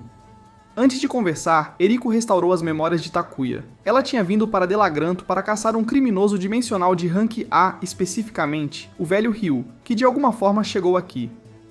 O trabalho de Eriko era semelhante ao da TVA e Loki para prevenir ameaças que podem afetar a linha do tempo. Sem explicar muito, Eriko disse a Takuya que o ciclo de 400 anos do mundo estava prestes a ocorrer novamente e que este mundo estava enfrentando uma potencial crise, possivelmente um evento de colisão. Eriko deu a Takuya um dispositivo para medir eventos. Ele iria detectar perturbações nos elementos dos eventos. Ela só podia ajudá-lo até este ponto, então desejou-lhe sucesso no caminho que ele havia escolhido. Takuya então foi ao quartel-general secreto da Resistência e se reuniu com Kukamba e Amanda. Amanda relatou que a capital imperial tinha encontrado uma nova sacerdotisa, a filha de Salis. Além disso, várias bases da resistência tinham sido eliminadas por uma pessoa usando uma máscara. Após finalizar o plano, eles atacariam o castelo ao amanhecer. Naquela noite, Takuya quebrou o colar em volta do seu pescoço, e dentro dele estava surpreendentemente uma pedra de psíquio. Agora, tudo o que ele precisava era da relíquia para salvar Kana. Nesse momento, Amanda veio ao seu quarto. Como esta noite poderia ser a última para ambos, ela tinha algo a lhe pedir. Ela então se despiu e os dois fizeram amor. Na manhã seguinte, todos se disfarçaram de soldados e se dividiram para agir. O grupo de Amanda entrou pela entrada dos fundos, enquanto o grupo de Takuya foi pelo caminho do esgoto subterrâneo, mas foram bloqueados por uma porta selada que não cedia por mais que empurrassem. Então, Takuya decidiu usar uma bomba, mas quando ele estava prestes a acendê-la, a garota mascarada apareceu.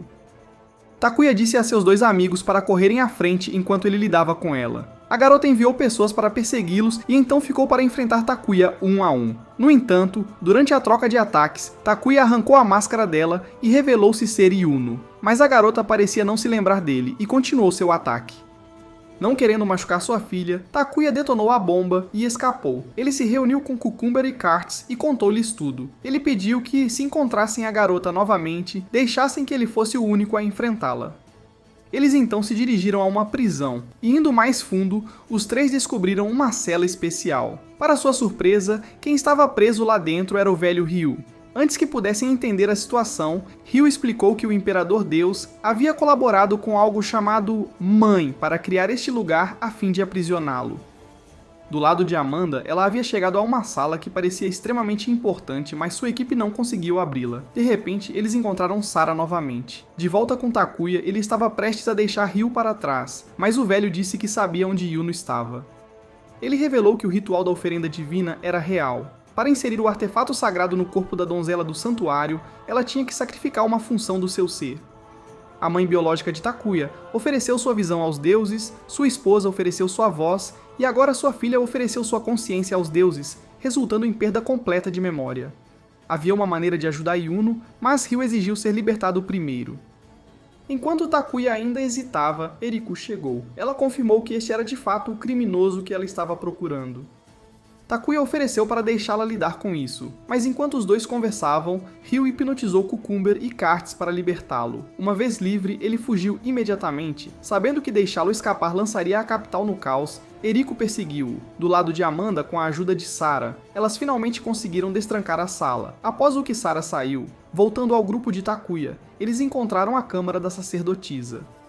Como havia muitos guardas, Cucumber e Cartz os atraíram para longe. Takuya entrou para encontrar Yuno.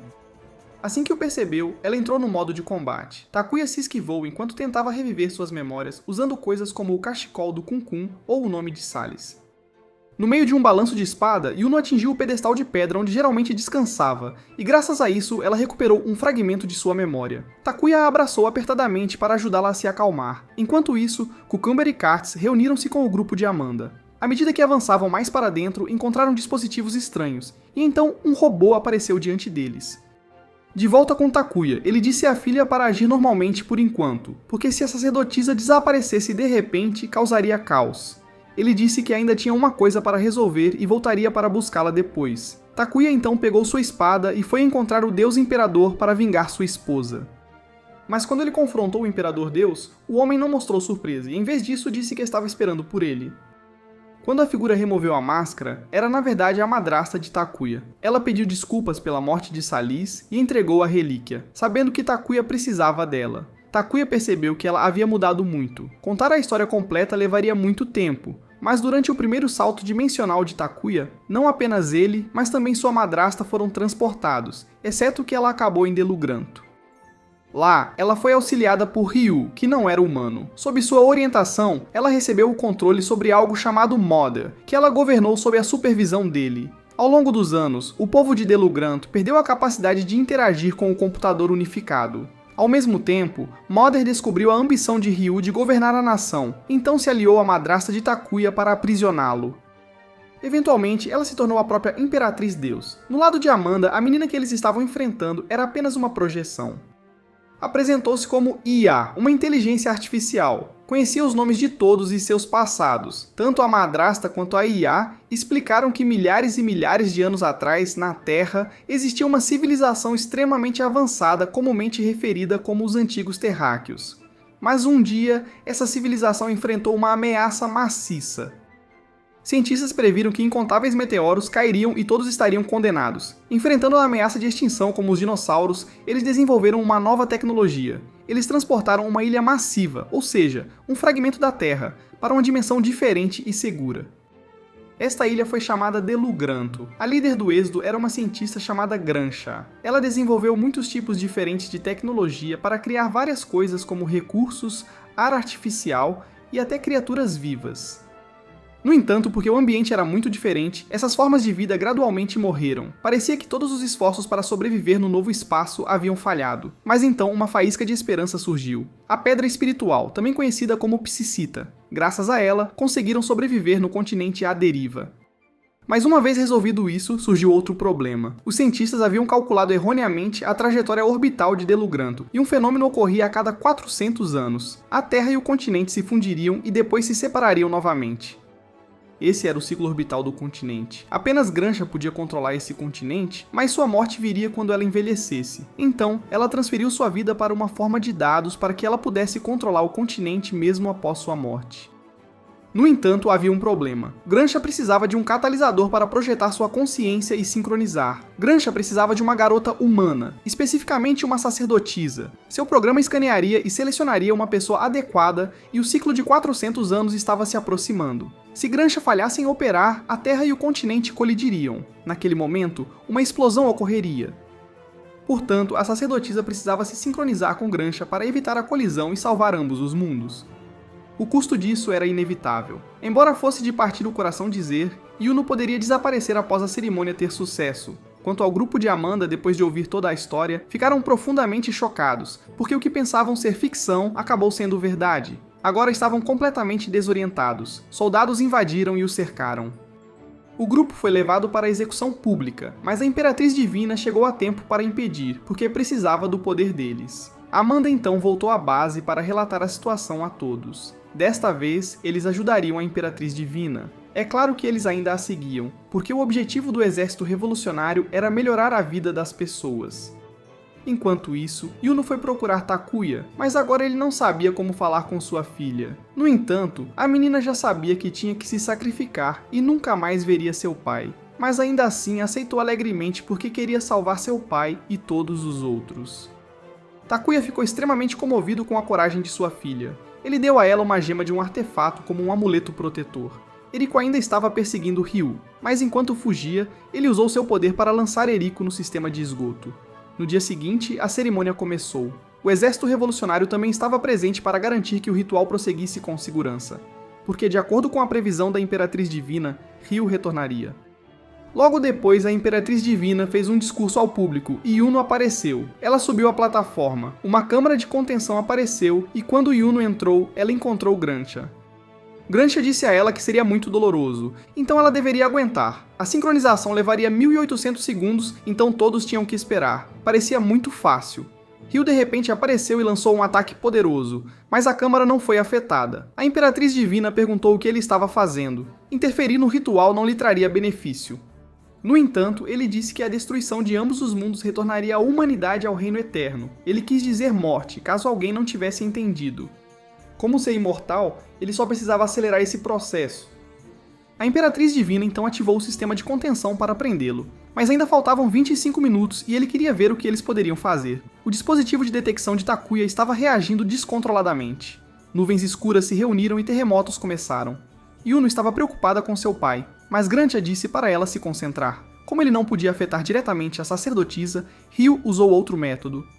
Uma fissura espacial apareceu e então criaturas estranhas, parecidas com insetos, emergiram e voaram caoticamente por todo lado. Elas começaram a atacar as pessoas. O grupo de Amanda teve que ficar para trás para proteger os pilares de contenção. As criaturas começaram a atacar os dispositivos de controle. De repente, múltiplas fissuras espaciais se abriram e sugaram todos, e Amanda também estava sendo puxada.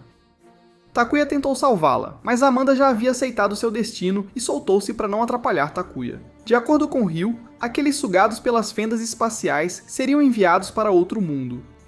Ainda restavam 900 segundos antes de o processo de sincronização ser concluído, mas muitas pessoas já haviam perecido. Muito tempo havia passado. Ryu fez a mãe de Takuya refém para forçá-lo a destruir o dispositivo de contenção.